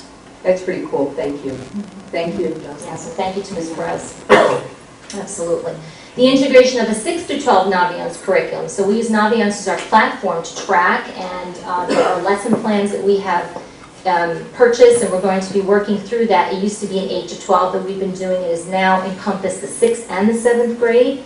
And along with that, there is part of, we're calling it K to 5 career readiness, but they're calling it like a scope and sequence of activities that are going to go kindergarten through 5th. So we can basically start them in kindergarten and overarch that umbrella all the way up through senior year.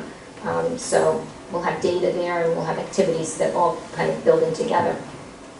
Continuing to build on our programs, Second Steps, and Challenge Success programs that move into their respective years. A lot of what we're doing too, as you heard in the presentations of the buildings, is making sure that we're supporting what those programs are offering in the ways that we can support them. More monthly group counseling meetings for grades 10 through 12 up here at the high school for us. In high school, it's a little more challenging to get group time, so working through a possible idea to get kids to come in more frequently as a group and offer more services to them on many different levels depending upon what they're needing at that point in time. And then working along with Challenge Success to form advisory committees. Now, we do not do this work alone. The counselors are part of a stellar mental health team that consists of school psychologists, social workers in all 3 buildings that work collaboratively to deliver these services.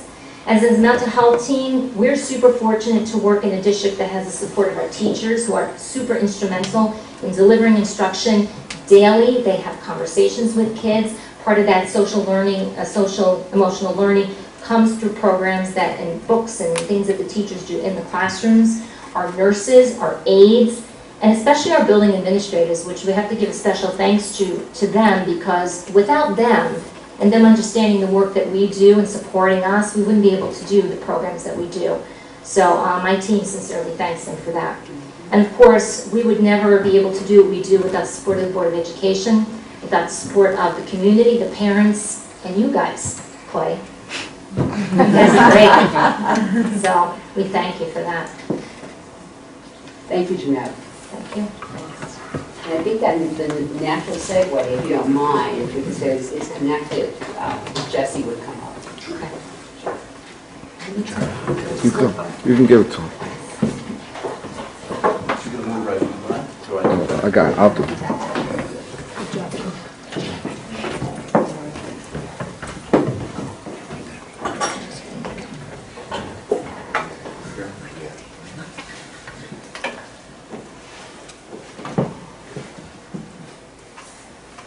Thanks, guys. I really do appreciate the opportunity. Often I'm standing here talking about our interscholastic athletics, and I get a little hyped up about that. You see nothing. Okay, this is one of my babies. No, really, health education is, if you're not a little scared, and if you're not having a great time while teaching health education, you're doing it all wrong. All right? Because we often hear from parents, whether it's at back to school night or at quarter-bed presentations, we really hear about 3 huge topics, very heavy topics. Mental health, right? Alcohol, tobacco, and other drugs, right? And also sex ed. We hear about those 3 all of the time. And as health educators, we would love to teach all of that in the first 3 weeks of school, but we can't. And that's where I think we get to most of what our presentation will be here today. But let's first start with just a quick professional and personal goal of mine. Professional goal, really, this started last year, is to try to better support our teaching and learning through the need to, through an improved system of mentoring, guidance, evaluation, and professional support. Many of you know I'm also the director of athletics, and I think this one really works well across all 3 of the disciplines that I have the real luck to have my hand in. My personal goal is to really try to help develop a community surrounding athletics, right? But also in our classrooms that has a philosophy of acceptance and support. And that's really not an easy thing to strike, but also very difficult to find the best ways to support. And so personally for me, I think atmosphere, attitude, community is probably the best place, best source for most of my attention. So we don't need to read this, but I asked our health educators in our district hey, can you guys send me, I'm all stressed out about it, I have a big Board of Ed presentation coming up in a couple of days. Can you send me, have you done any PD lately? And about an hour later, I ended up in my inbox with all of these different things, focused in all of these different areas in health education. Now, the funny part is, I also had to erase a lot of them because they were duplicates or even triplicates, because they were also attending some of the same trainings to work on some of the same areas. You'll see things like mindfulness. You'll see things like ATOD, alcohol, tobacco, and other drugs, curriculum work, college level courses, all kinds of stuff. So it's really important to understand health education really went through a huge change about 15 years ago.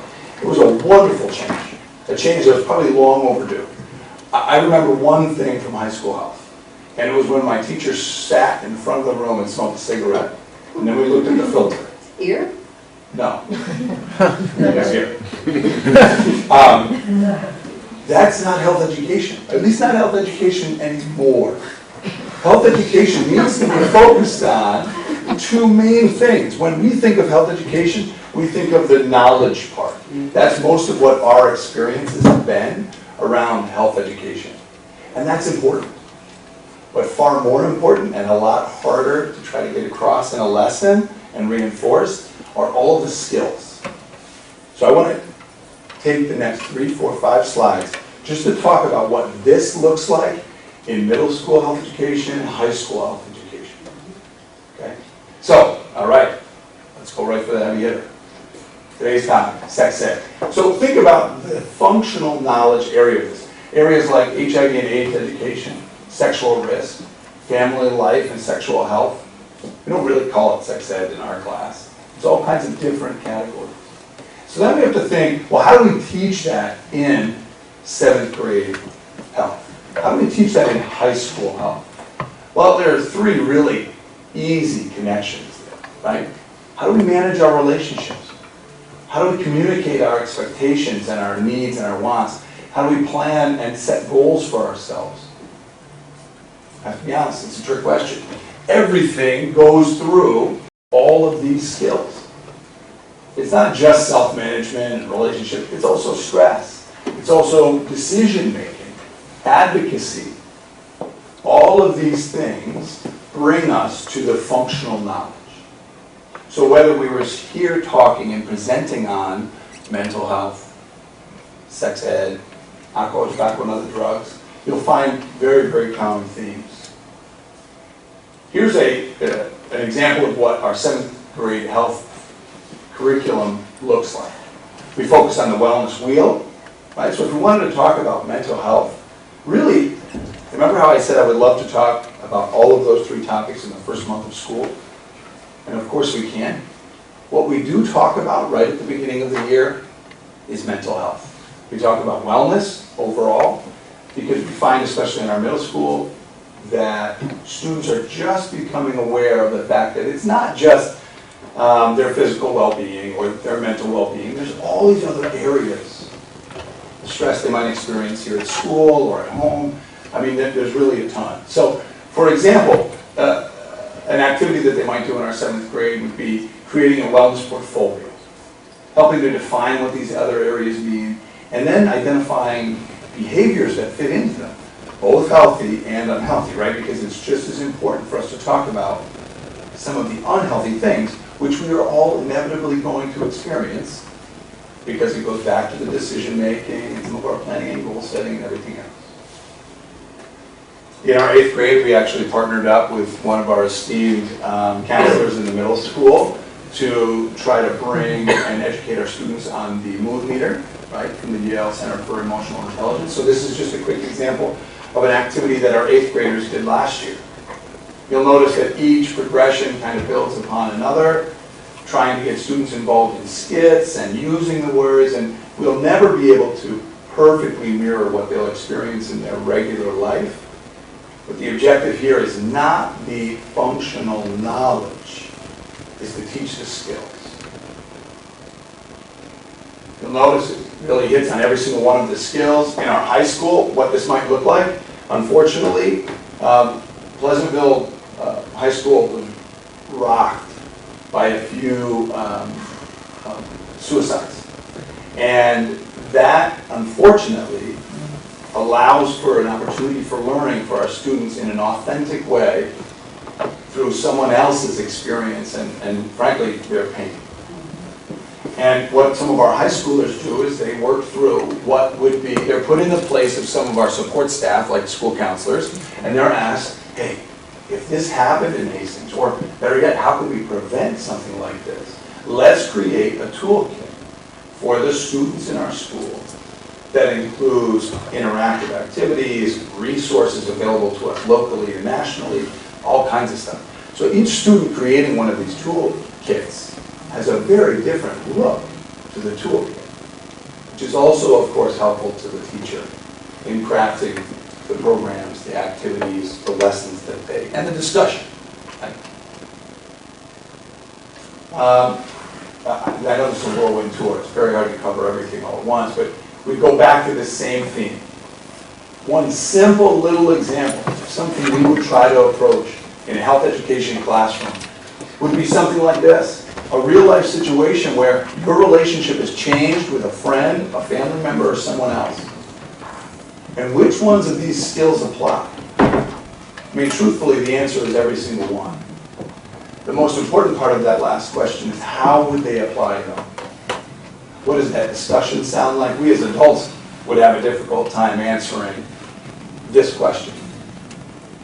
But it helps highlight a number of the skills that we try to impart in health education. And here, number 3, right? Sex ed, which we don't refer to as sex ed, but it's usually sexual health or sexual risk. There are different portions to a really huge unit. Now, I love this one. The students don't know it as the cootie card, okay? We affectionately call it that, all right? Because there really is no name. It's an activity that's come through years and years of crafting.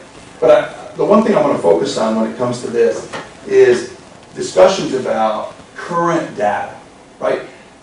Current events, data comes in throughout health education all the time. And I love what we said earlier about using the data as a guide. Because it really isn't important if the data is right on point.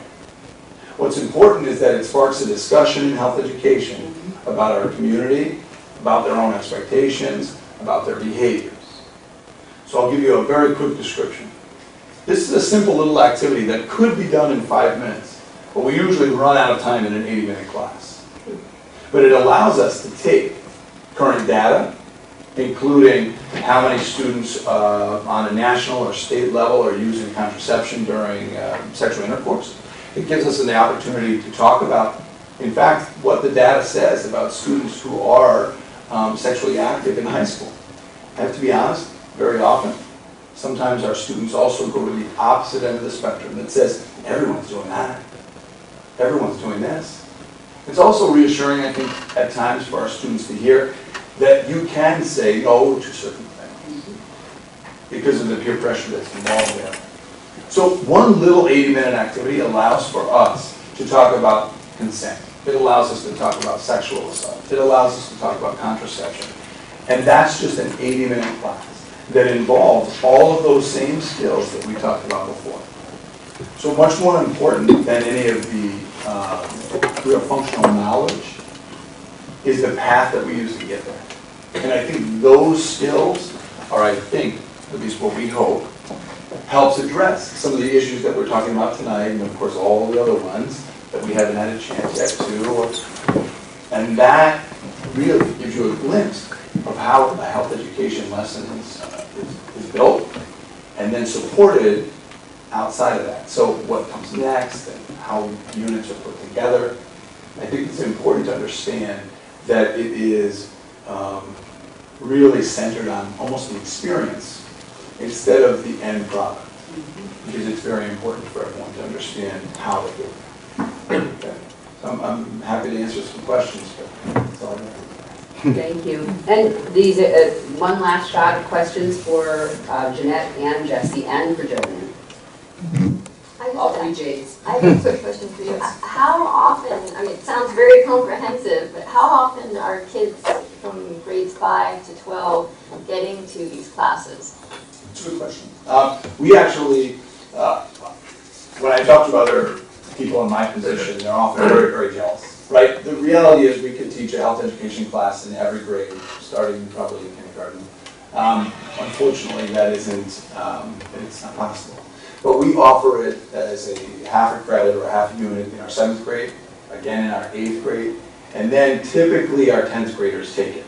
But they sometimes an 11th grader will be in the course, or very infrequently a senior, depending on the courses they chose, the order they chose, and things like that. So they're really getting it 3 different times throughout their FMS, HHS group.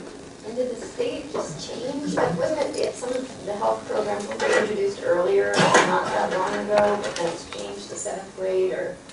We've always, well, I say always, but at least for the last few decades, we've always had a 7th grade and an 8th grade unit and a high school unit. It's required once in middle school and required once in high school for graduation. We actually do a little more than that, which I am thrilled about. Right? It helps us try to address some of the things we've talked about today. But I know that 7th grade unit has been around for quite some time. I'm just curious if you could talk about, either you, Jesse, or you, Jeanette, any type of pathways that exist between the health curriculum and the counseling program, because it seems to me, just in the brief descriptions of the lessons that you described, for example, the wellness wheel and creating a wellness portfolio, if a student is, a young person is identifying feelings or situations that is contributing or not contributing to their wellness, how would you sort of use that matter to get them to get the kinds of support that might be existing in the counseling office? Do you mind if I? No, go ahead. Okay, so last year, for example, Jocelyn Perez came in to talk about the ruler activities with our 8th grade. We started some of those same discussions with Chris Rapp here in the high school for this year. And I think that's probably the best way that we can bring some of our support staff into a health education classroom. The partnership and also the experience that all students then get to understand where their resources are, because that's a huge part of what we're trying to do here. For example, with the toolkit that we talked about. Many of the people here in the room, they're part of that toolkit, right? And so that is part of our job and our responsibility to help bring students to a point where they understand what those resources are. So yeah, I know that we are currently using some of our FMS staff, and we're hoping to add some of our high school staff. We've also had some of our community members in the past. We've used a program in the high school out of Westchester County in previous years. So we're constantly looking for the right timing, the right partners, all of that. And I'm going to add to that aside from just health classes, building relationships with families that we do in middle school that translate up into the high school. Kids are aware of who we are, what we do. I'm going to be honest with you, there's no shortage of students coming into the counseling office to seek out any one of us for any support.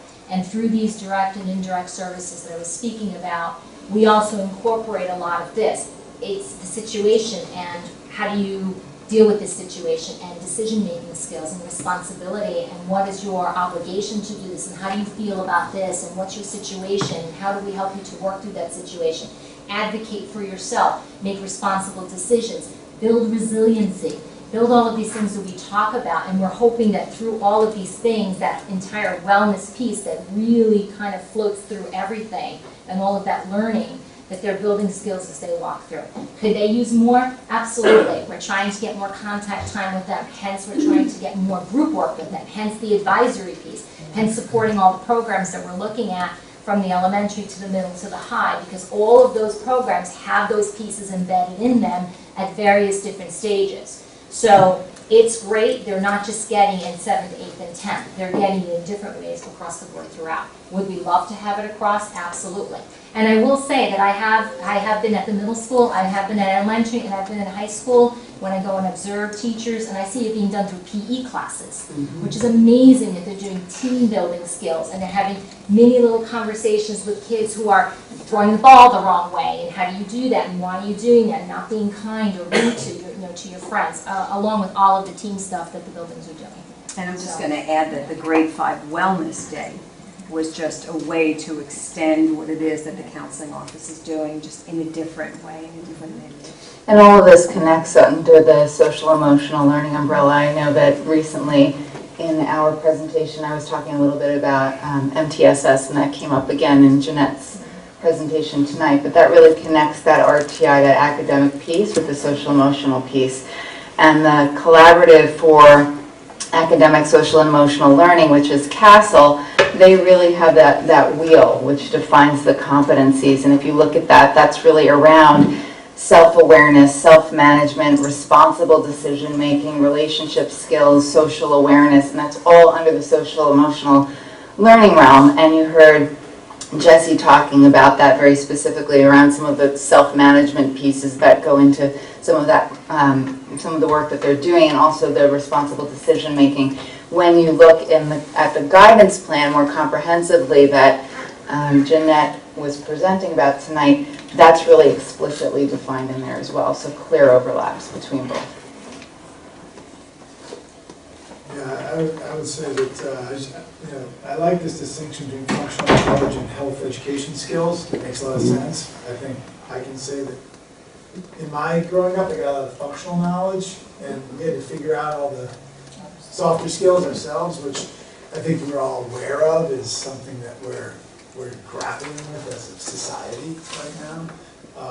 And so I appreciate putting all of these together in one night to really give the board and start to open the community's eyes to the interconnected nature of all of this stuff. And I think that one of the things we haven't been able to talk about is how does this stuff get pulled into curriculum in an integrated and thoughtful way. I mean, I have the book, Valerie, that you recommended, Ted Dintersmith's this book, and the implications for how this gets folded into actual curriculum learning that is hard skills too. How do you pull the soft skills and the hard skills, and everyone's all still in their silo to a degree, and I've got to do my day job and figure that out. Some people, it is your day job, but other people, that's not my day job.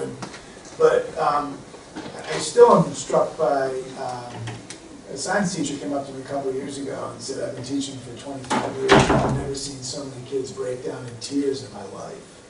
And, he was very concerned, he didn't know what to do about it. And that's a great example of, he's dealing with it even though he really thought he just studied science in school. And we're all dealing with that to a degree. And I look forward to continuing to I mean, Joanne, the stuff you brought is just striking. And specific numbers aside, directionally, it says something. And as you brought up, Sylvia, it's like, to a degree we're not getting the message. We are, but we don't, I think like as a society we don't know what to do about it these days either. And we're all just kind of stumbling through and trying to figure it out right now. And I really appreciate the time and energy and effort that you guys are all putting into this. And I think, there's just not that silver bullet.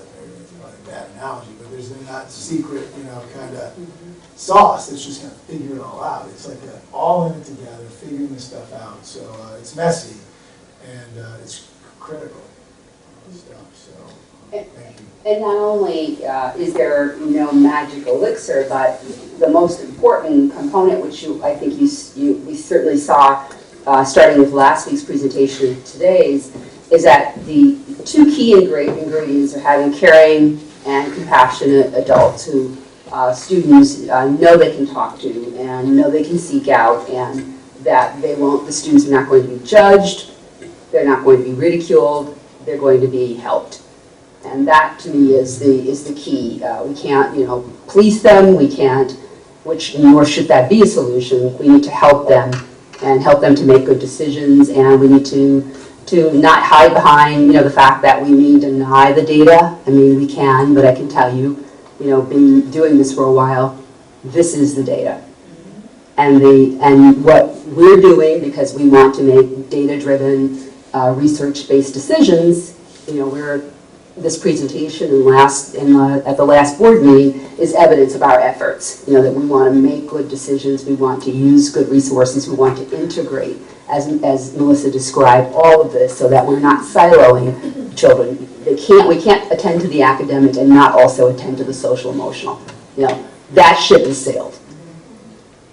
I just want to say I think it's an incredible combination of presentations and even refreshing in that it's about the social emotional other whole part of the person.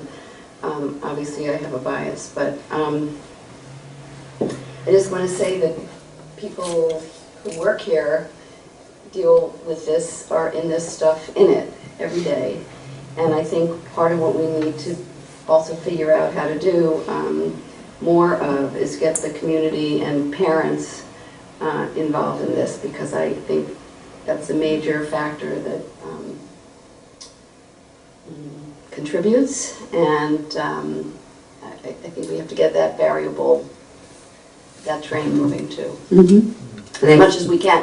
I mean, I don't think that's really necessarily the responsibility of the administrators or the teachers, but I think in the community, or community, you know, through the youth advocate piece, we have to, you know, some of the things that Joanne raised, I think we also have to keep that, maybe talk about this at community leaders.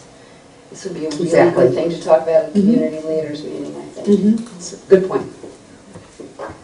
So, Makes sense to move on. sure, and actually, I think they look like they want to stay. We have one more person that actually Lou and Melissa need to stay forward, so that's not a new educator. Stay all night, don't you? But thank you, Joanne, Jessie, Jeanette. Thank you so much. Counseling team, thank you.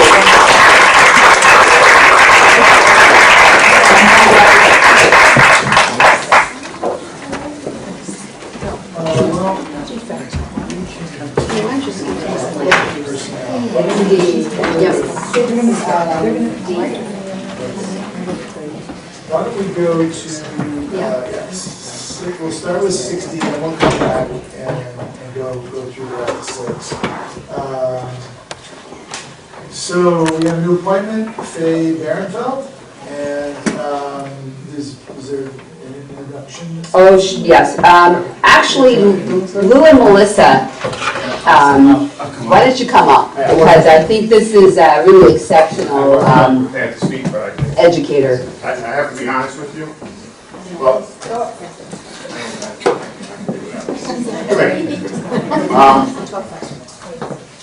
about 4 weeks ago, we received word of a resignation by one of our science teachers to take a position as an administrator in another district. Knowing that the candidate pools are usually weak this time of year, especially for a chemistry teacher who's certified for biology. For those old folk, it's biology. We're not supposed to live in the environment. I was in the dumps, to say the least. Melissa knows, her and I have spoken numerous times. Valerie and I spoke and said, I really got to get the ball moving here. I don't know what we're going to find. And then God gave us Faye. Or not. After screening Faye, I went home and I said to my wife, we have to play the lottery. Keep touching me because something's going to happen. We're going to either get a lot of money somewhere or really good things are going to happen. But Faye shined from day one. Her circumstances brought her back to the East Coast. She was on the West Coast. She's a graduate of UCLA. Was doing some teaching in the inner city of LA. Got married. I said the least. I'm married 27 years this weekend. God bless everybody.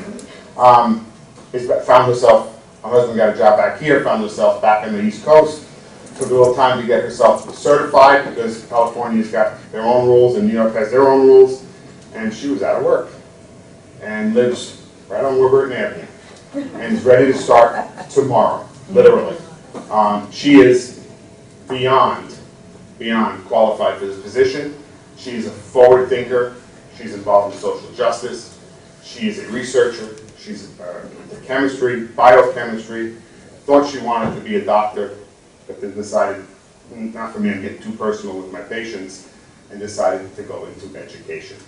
And she wound up here. So I am thrilled to recommend to Valerie and to the board that we hire Faye Barenfeld for our position for chemistry. You're Valerie, making would you her agree? cry. You're making her cry. Well, you know what? Melissa and I met with Faye, and the minute Faye opened her mouth, we were like enchanted. And Allison happened to be there because she was coming for a meeting. I don't think, Sylvia, you had arrived yet. And I was so taken by Faye that I wanted to like tell other people. So I went over to Allison. I said, Allison, this is Faye. And let me tell you something about her. Because we know her student. The reason we were so happy is that we know our students are going to have this amazing educator who's going to excite them, not only about the sciences, but has a strong social justice core. And there's, rare to get that kind of combination. So it's just refreshing. And then when we did reference checks, little did I know she's already connected to our community and is working with Pam Corner and Nancy Hennessy at Family. Is working at the Offia Foundation with the Butons. So she's connected with the Hastings community. She knows everything about us, probably more than I know, and I've been here 15 years, so we're thrilled to have her in Hastings High School, the Hastings District. And the kids liked her. And the kids loved her when she did her demo lesson. Well, I don't think we should forget it. Yeah, you're this close. So, Faye, would you like to say a few words? Well, I prepared a speech, but I think he said everything. But I'm just really honored to be here.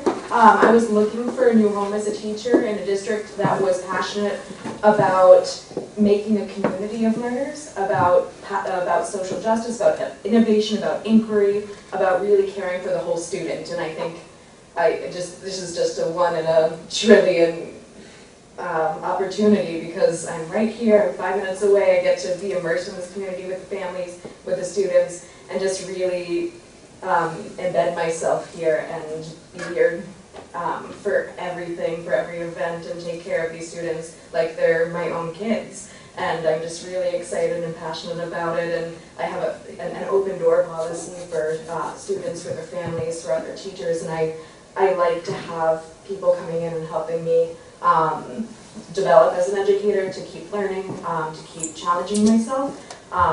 Never a boring day in teaching, and I think I should be constantly evolving as a teacher and as an educator. So thank you so much for having me here tonight, and I'm really looking forward to bringing my best and some more to your school. So thank you. Thank you.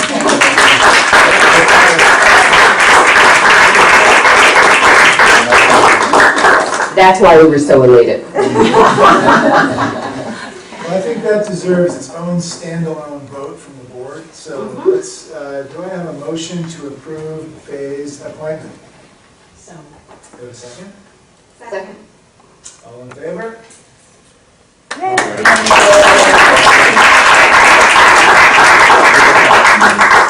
So just curious, what are you teaching now? I'm going to be teaching chemistry and living environment, and then anatomy and physiology. And hopefully she'll be bringing an elective to our culinary chemistry. Yes. Awesome. I was waiting for that microbiology for embalmers, so whenever.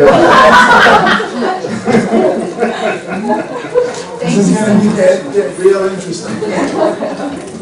Thank you so much. Thanks, everyone. Thank you to all the administrators for showing support tonight. Thanks for coming, everyone. Have a good evening. See you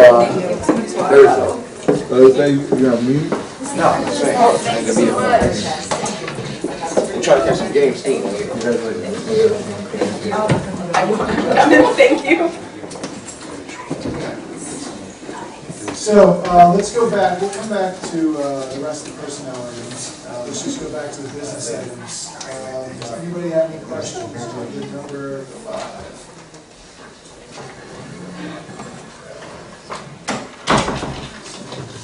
Seven business items. Pretty straightforward tonight. Do I have a motion to approve all business items on 5, 1 through 7? So moved. A second? Second. All in favor? Okay. Placement for CSC and CPSC, do I have a motion to approve these placements? A second? Second. All in favor? Any questions about personnel A, B, and C?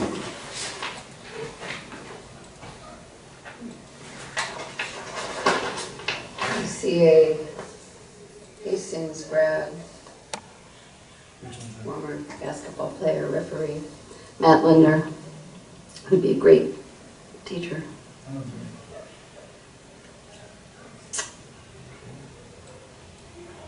Anyone else, any questions? Okay. Do I have a motion? His father, he helps with the baseball team, and Peter Linder, raised some money for the baseball team.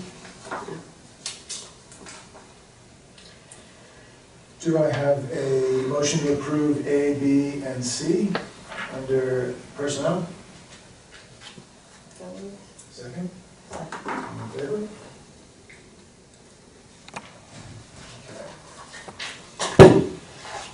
Minutes. Approval of minutes from the September 23rd meeting. Do you have any questions or changes? Okay, there's a motion to approve the minutes. Second? Second. All in favor? Okay, committee reports. I think we've done audit. Facilities, you covered a lot of that in your opening statements, but is there, Yeah, I mean, the only other things, and I wanted just to clarify, do you want me to do the minutes for this committee as well? This occasionally, Yeah, I as a think board we should. member. Yeah. I'll do it, okay. Yeah, the only other, some things we touched upon were just about the skate park update, that's still working. I think they're having a meeting this Thursday at the village, and the board's aware of the area that we've identified for the construction, so they're moving forward with their plan there, through the Recs Commission. And then just the landscaping at the Burke. I had mentioned that Mr. Joel Dean, who is a neighbor to the Burke estate, has given us money over the last few years toward a beautification of landscaping for the Burke estate, and we're currently just it's kind of built up to a point of which we're going to plant, I think there's like 12 trees going in at Burke, so. And then I think, everything else we covered in the beginning.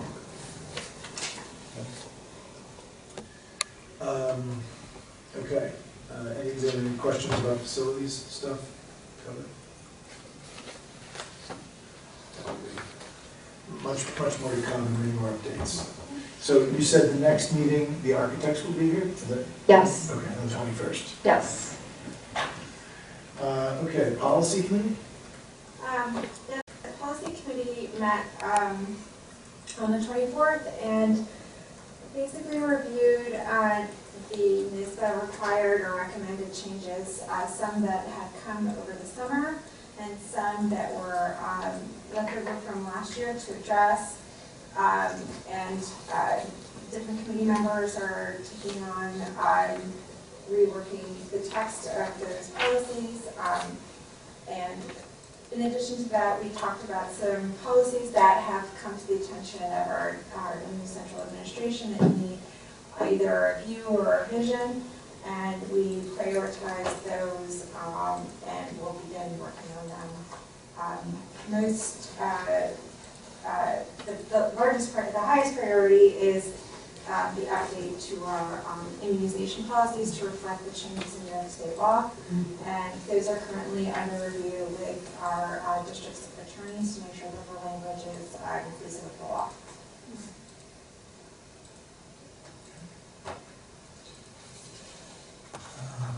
Does anybody have any questions about policy?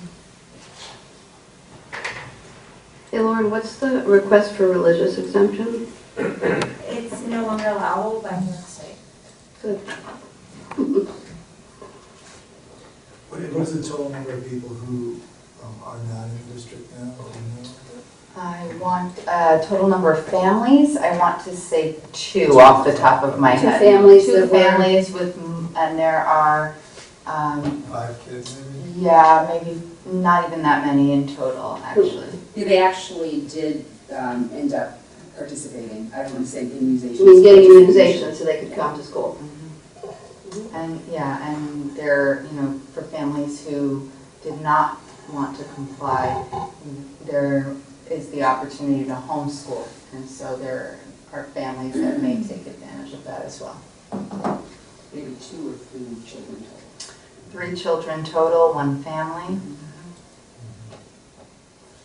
I want to thank the nurses who worked really hard to manage this. I mean, they've been working on this since June when they were notified. And they made multiple phone calls and talked to parents. I mean, they have a relationship with parents. They know the children, so they were the first source of information and also, understanding, but again, really making it clear that this, that these measures were going to be implemented and that we have an obligation to comply. And so between the nurses and the principals and obviously Melissa spent a great deal of time working with families and meeting with families, and it's not something we can, we certainly, we can have compassion, which we always do, but it is the law.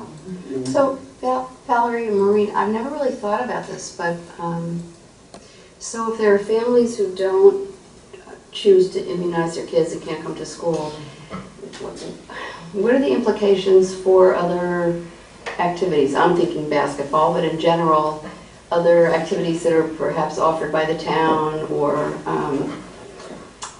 well, the immunization, law only applies to public schools, so we can't. There's nothing that would preclude children, as it shouldn't, to participate beyond their school day in various activities. So. And obviously we offer everything we can offer with regards to participating in the homeschooling program, which is an option for parents. Well, actually, if they're not in school and anywhere, they have to demonstrate that they are complying with the New York State law with regards to homeschooling. And so that's something Melissa works with the families on. So there's not a lot that we can do, beyond, as I said, work with parents and talk with parents and meet with parents to help them to understand. It's about compliance. It's not about us choosing to, take a stand on the issue. No, and she's talking about the rec basketball, I think. Talking about it. I asked him, Tim said like Little League, he said you have to have medical records. All of our kids. Have medical records? Yeah, you have to. We don't, or anything at the rec center. Yeah, I was gonna say the rec's the only one who doesn't. Yeah. I think, I mean, you have to check with them, but there's a basic, you're not gonna be registered without that material being put. But there is a question of heightened awareness. And even the camps require it, like the camp for the village would require the immunizations. I'll look into it. Maybe the rec center should have some. I remember as a building leader not long ago that there was, if I'm remembering correctly, there was a Little League and the buildings would get forms and they had to verify that it was an enrolled student. So I don't know if that's the same process here, but often. At least for basketball, it says what school you go. You have to fill out what school you go to. But the nurses are working very hard and it continues to be ongoing. There's new guidance that just came through from the state again. And they are very, very firm on this. So we are prohibited from permitting any child to be admitted or to attend in excess of 14 days without evidence that they've gotten the first age-appropriate dose in all of the required vaccination series. And now the new guidance that just came down, I want to say today, I just read, was around they need to also be monitoring that they are complying with the vaccination schedule. So in addition, so it tightens it even further. So that's an amendment to the reg. And so our nurses are working so hard. They have been amazing. And we have really been working collaboratively with the families, with, again, from a space of empathy, but also keeping a very strong legal line with whatever the state requirement is.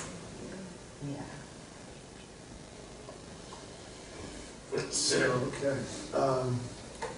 New business, the AP Music Theory textbook. You want to just talk a little bit? Sure, yeah, our new music teacher. So Eric Liu and I sat together and he had met with Mike Rubino, also as department chair.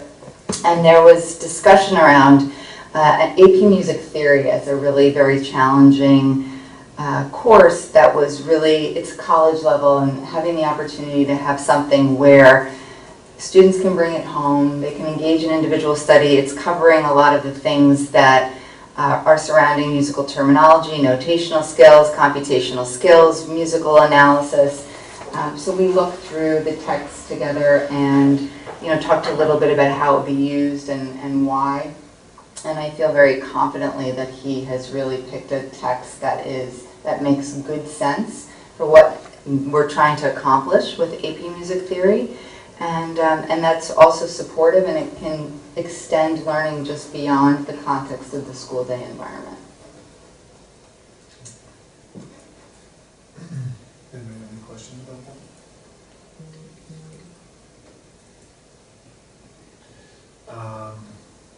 Okay, so I guess we have to vote on that or no? Is that a business item? I think so. Why don't No? we have to vote on that? I think it is, it's an action item. It's an action item. We do because of It's an action item. purchasing. Yeah, If board you look at the policies policy, requires it's a new board textbook. approval for for textbooks.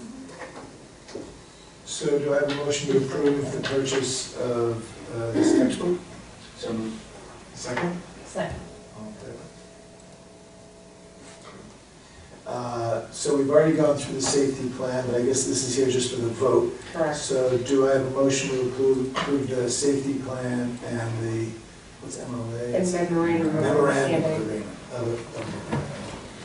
for the security contract? Motion? So moved. A second? Second. All in favor? I abstain from that vote. You're abstaining. Okay.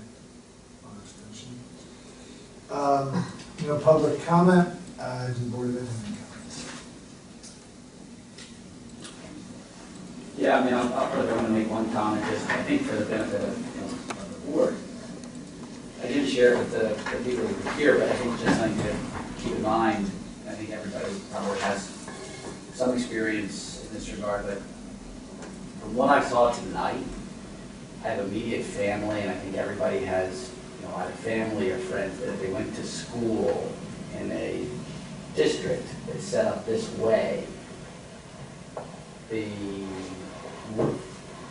it's making this proactive an effort around social, emotional, and identifying mental health, and just with such a focus. I think, certainly people close to me, and no guarantee of different outcomes, but certainly better possibilities of different outcomes. And that just is a thought that came to mind in the last maybe 15, 20 minutes as I was trying to piece together, well, what did we really see tonight? And there's not much in the way of takeaways for us individually. The work is all happening on that side of the table. But really, sort of practically speaking, it struck me in terms of what our kids and community kids that live in this district, the opportunity that they have for success at the end of 12th grade in a really kind of holistic way, mental way, compared to, I guess, how old am I? Compared to 30 years ago. So I just appreciate putting it together. Really kind of a bit of an aha moment. I think we've always known that this level of effort and focus on the whole child was taking place, but it never hurts to see. And look, I appreciate it was done in a really succinct, timely way. So that's it. Just some parting thoughts. I don't know how many numbers grade. My one concern was that in 10th grade, it seems to be the year that there is increased use of alcohol, risk behavior, thank you. And that is the year that sounds like a lot of kids may not actually have the health classes. He said some slip through and don't take it, and so that might be something to look at in terms of scheduling. I don't know, I couldn't quite understand where the problem lay, But it certainly sounds like that's a key year to make sure that everybody is getting this information. The other point that came to mind was Family University takes place after the school day. And so, again, as you were saying, Sylvia, it's a self-selected group that comes. I know Lou was trying to entice more kids by saying there's extra credit, and some teachers did agree not to assign homework and to give credit for attending. But we may want to look into how is it possible that this becomes part of the school day so that you're catching everybody. Those were ideas that occurred to Or me. making it part of a class, making Like it an something that's assembly, expected or to do. today they had a whole wellness day in 5th grade. Maybe it's important enough that everybody goes through these workshops and parents, I don't know, kids get extra credit if their parents come. I don't know. That's something they would have to discuss. But it seems like that would be a natural net to try to catch some of these kids who are not getting these classes and not self-selecting to come. So let me piggyback on that point as well, just to use the last couple minutes just as maybe a bit of a discussion. But I think there's an interesting question that the district, to a lesser extent the board, needs to ask itself in a comprehensive, thoughtful way and then try to answer, which is, we look at these numbers and asking the question, how much does the school district want to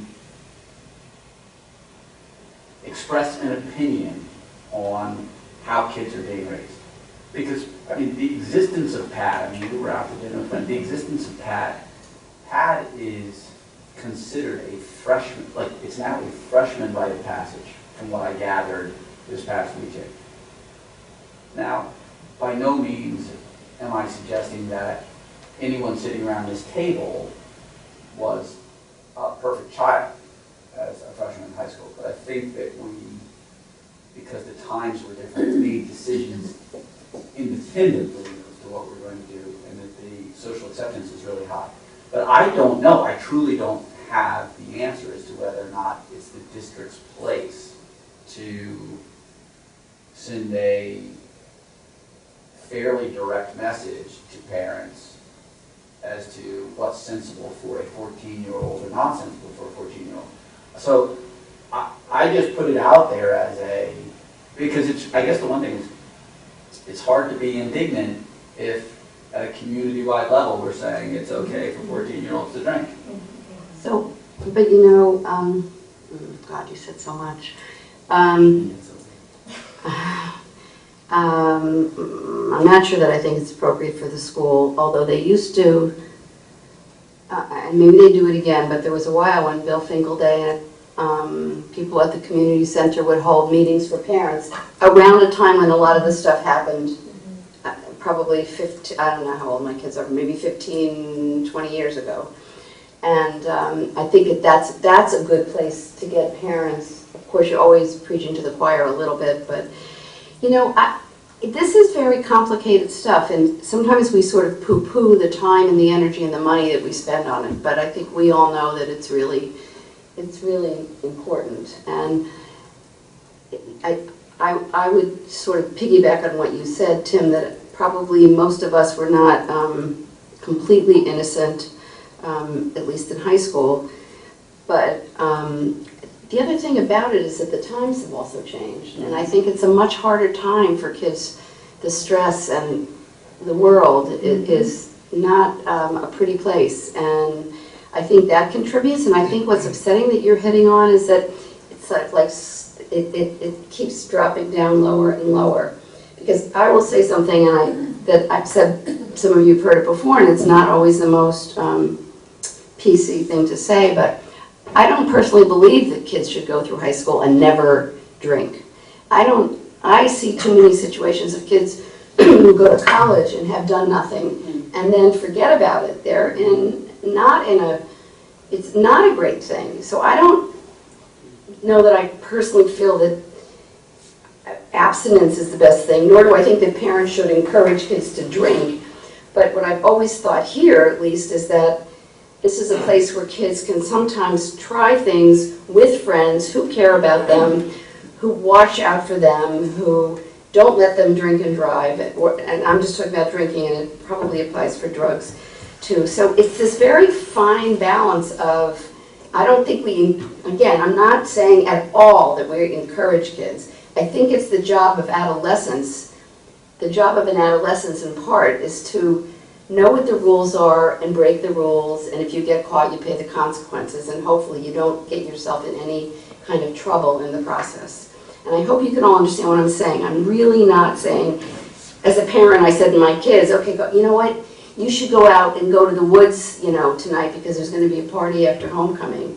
I think for my kids, because they played sports, they were always afraid they'd get kicked off the team if anything happened, and that was just a good excuse, They'll say it now, it was a good excuse. I can say to my friends, oh, I can't go to the woods, or I can't drink.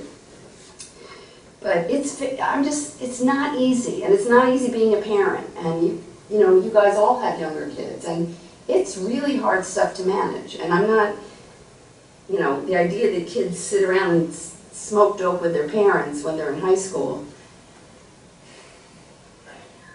Well, one of the problems that, I hear where you're coming from. The problem is, one, if the barriers are set here, kids are going to push in the barrier. If the barrier is set here, they're going to push this way. That's what I mean about it dropping down to a lower age. And I feel like the barriers are set very low. And I don't know, your thing about, the kids will face the consequences. That's the issue that I have when I hear, I agree, we shouldn't be policing and stuff, but that's the issue that I have when I hear, well, we're just letting them go to the pad. I don't know that there are any consequences in Hastings for any of this stuff. And that's the problem, is that I don't think kids feel like, you know what, if I do this, someone's going to be upset and something, I'll have to go to, I don't know what it is, Saturday detention, or whatever it is, but my parents will be upset. And Lou's got a tough job because he's told us that, parents have come in and said, Parents have a very hard time. I tell my kids it's okay in the house. And, that is a dangerous thing as a parent because you're setting boundaries that are very, to break those boundaries, you have to push really far. But that's my biggest issue is that if there are no consequences, then I do think there's some,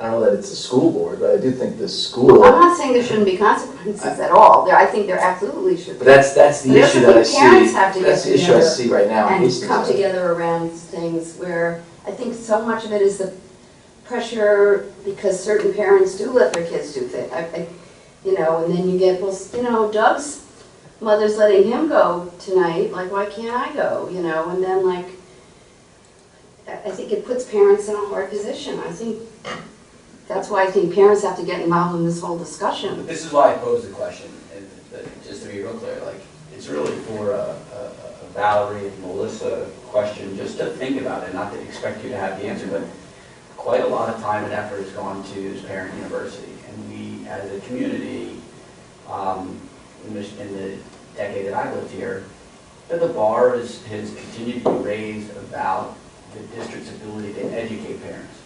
But we've never crossed a line, and that's not a pejorative, into making suggestions as to what's in the best health interest of a teenager. And I think it's a reasonable question. There's so much effort that's happening among our administrators, our counseling staff, our teaching staff. But if the collective view of employees of this district are that the message they're getting at home is working at odds with the message that they're trying to deliver at school, does there become a point in time where Family University is not just about education, but about suggestions from what we're seeing, something of that sort? So I just raised that as a question. I truly don't expect you to have that answer, but it's just something to think about. I don't know, does it overstep or does it not overstep? It's something to think about. It is an overstep. I mean, we can only control what happens when children are here in the school. We can't control what happens in the woods on Saturday. We can hope that what we educate, what we tell them to do and pointing out the consequences of some of their choices, that's what we can do. We're in the education sort of, that's our lane. We cannot, I could just use the immunization issue as an example, how tough it is. Even when you have a law on your side, we got chewed out by parents left and right, just over, implementing and trying to uphold the law. Now, there's no law around, if you, the parent, choose to, allow your child, you probably know where your children are. They're in the woods. If that's, I don't know. That's only, that's what Lou said. They were in the woods this weekend. Parents know that. This is what, 2.9 square miles is Hastings? How hard is that? There's nowhere to hide. So there is a permissiveness in, among some parents. I think we all can agree to that. But it would be overreach on our part, and I can tell you we would be, if we think that those immunization conversations were, rough and tough, that, telling parents what to do with their children, in terms of you parent, you should be, don't let your children go to the woods. I can imagine that Jeanette and Lou and all of them have had conversations with certain parents. I can tell you,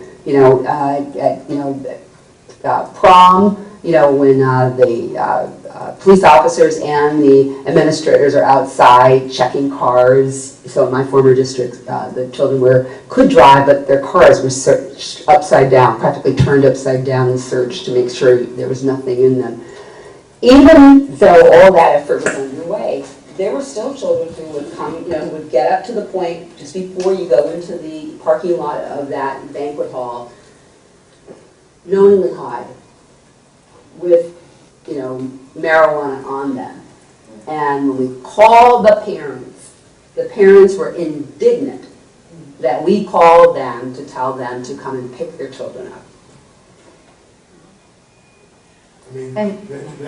Because think about it, this presentation that was given to, this has been in the community for months now. It has. I haven't heard anything about Nothing. it. Facebook, no one's talking, no one is indignant, no one is outraged.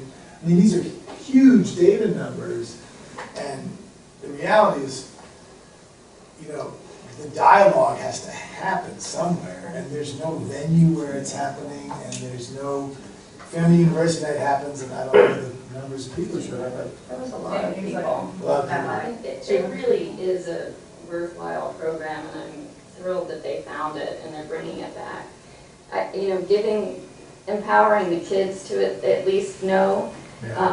As you said, and hopefully we get as many parents as we, or more than last year. We had a good number, but I think as a school, to work towards informing the kids as best we can about the realities of what you're doing to your body and how much your body is still growing until age 25, your brain and the rest of it. I think that is empowering for kids. And that's kind of what we can work towards. Maybe the community at large works on something, this bigger, important discussion. And Allison, that brain piece is quite huge, actually.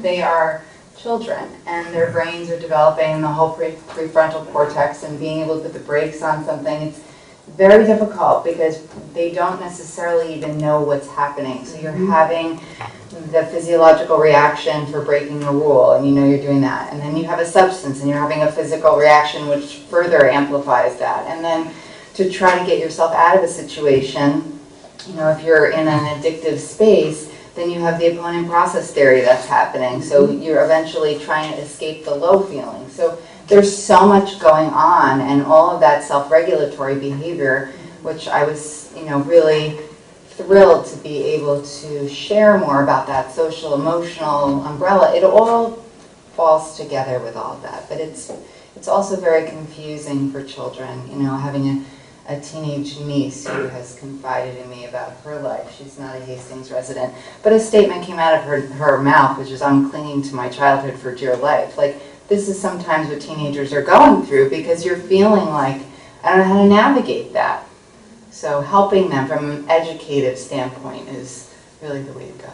I think your question, Jen, is a good one, because, I think what we're discussing somewhat is a matter of privilege, and you know, I've worked in a different, in New York City public schools, and the amount of endangerment that we're sort of discussing, or permissiveness that we're aware of in another community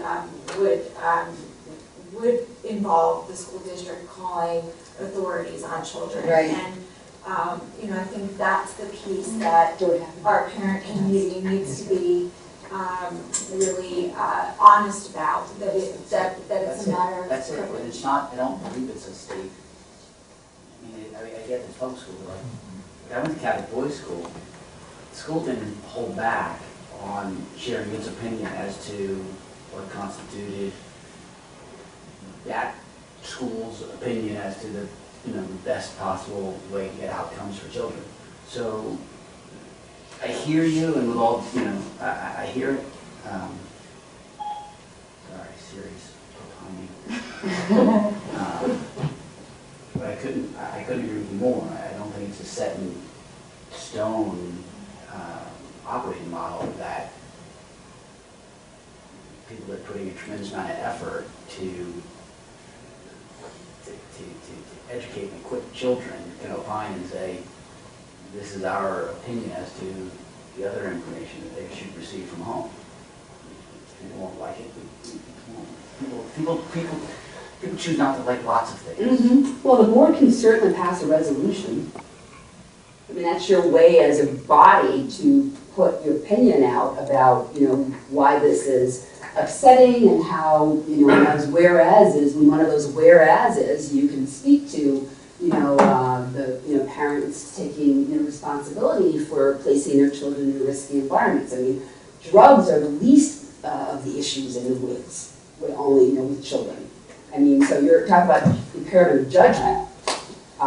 You know, there are a whole other series of things that are going on there that are, you know, troubling. So, I mean, I would suggest that to the board if that is something, if this, you know, obviously this needs to sit in a place where it makes us uncomfortable, because it is uncomfortable. So that's a thought. Let's pick it up and keep talking about it. What is that? The board passes a resolution, I'm not exactly sure what that is. It's a statement of, you know, concern, or what, you know, the board's position on what, it could be any number, a myriad of things. I mean, NISBA and, you know, traditionally makes available different resolutions. I think there was one on vaping that, you know, you could, you know, send, you know, there's a, you know, a template that's already created, and the board can simply put it on its letterhead, and there, you know, it's discussed, and at least it's publicly, it's your only way as a board to kind of make a public statement with regards to something that you view to be, you know, an issue that the community needs to know, Yeah, you know, care about. I can tell you that, but you know, I think given the data that just came out in this survey, I think that it opens itself up to, I think it's a very good point. I think that data alone is, I think it is worthy of ours as a group of seven thinking about whether we want to say this data looks to be of real concern. It disturbs us, as it should. Yeah, and I think that could foster, I think it's, I hear what you're saying, Tim, about the school's responsibility, but I do think that the relative apathy in the parent population is a real issue. And, you know, there's got to be a set of people who, but there's got to be a set of people who want, I mean, in the world I come from, I don't know, the business issues are so germane here to these kind of you know, health, you know, societal health issues and children's health issues, but, you know, you put the data out there and you have a dialogue about the data without coming to a set of conclusions about it, because it's like the data is, we're at 50% and national population's at 20%. Live with that. We're at this, you know, this, here's the data, you can't look away. Right. What do you think? And, you know, as opposed to coming with like a game plan to resolve, I just feel like the the tougher we get with the game. It's not getting at the root problem, which is the underlying apathy around some of the stuff, which has to be discussed before the solution comes up. No, I think That's I like think absolutely, no, I think you're absolutely right. I think you're absolutely right. I think a way, an approach that at least raises the data a little bit. Like it's certainly an article that And it's the struck resolution off. could do that. It's like, we are disturbed by these Yeah, data. I think it's a great, I think it's a very simple, very clean, non-judgmental, well, mildly judgmental, but judgmental for a good reason, way to float the issue. So I think that there's potential there. So we'll draft something and share it with the board, and you can consider what you'd like to do. That would be great. Thank you. Do you have a motion to close the meeting? I have one question. Okay. Are we still considering doing this live stream? I saw that in one of your updates and then I never heard anything. Actually, we are in the midst of with Patrick, Janine, Maureen, Melissa, Tony, and Larry met with the gentleman from the town, Raphael, and he talked to us about Swagit, which is one of the systems that's used. So we actually are waiting to have a conversation with the Swagit representative. And what Swagit does is Patrick would have a device that's attached, and that would, simultaneously create this video linked right to a website, and it's part of the Swagit platform is that they also create a website for us, which is the central place for the archiving of the video. So anyone who would like to see it, missed it, can go in and pull up any archive from any time, very easy to use. So there's a price associated with that, and we were wanting to talk to the representative so that we can negotiate a lower price. So we're waiting for that conversation, and we also know from from Southern Westchester BOCES that there are about 20 districts that also use a service through or vendor that's provided by or used by Southern Westchester BOCES. So we're going to look at both of those and see what they offer. But we were awfully impressed by Swagit. That's what the town uses. Ensemble, the other one. Town uses that. So it's just a matter of trying to get the best price. Motion to close the meeting? Yeah, that was one of my thoughts. So moved. Second? Favor?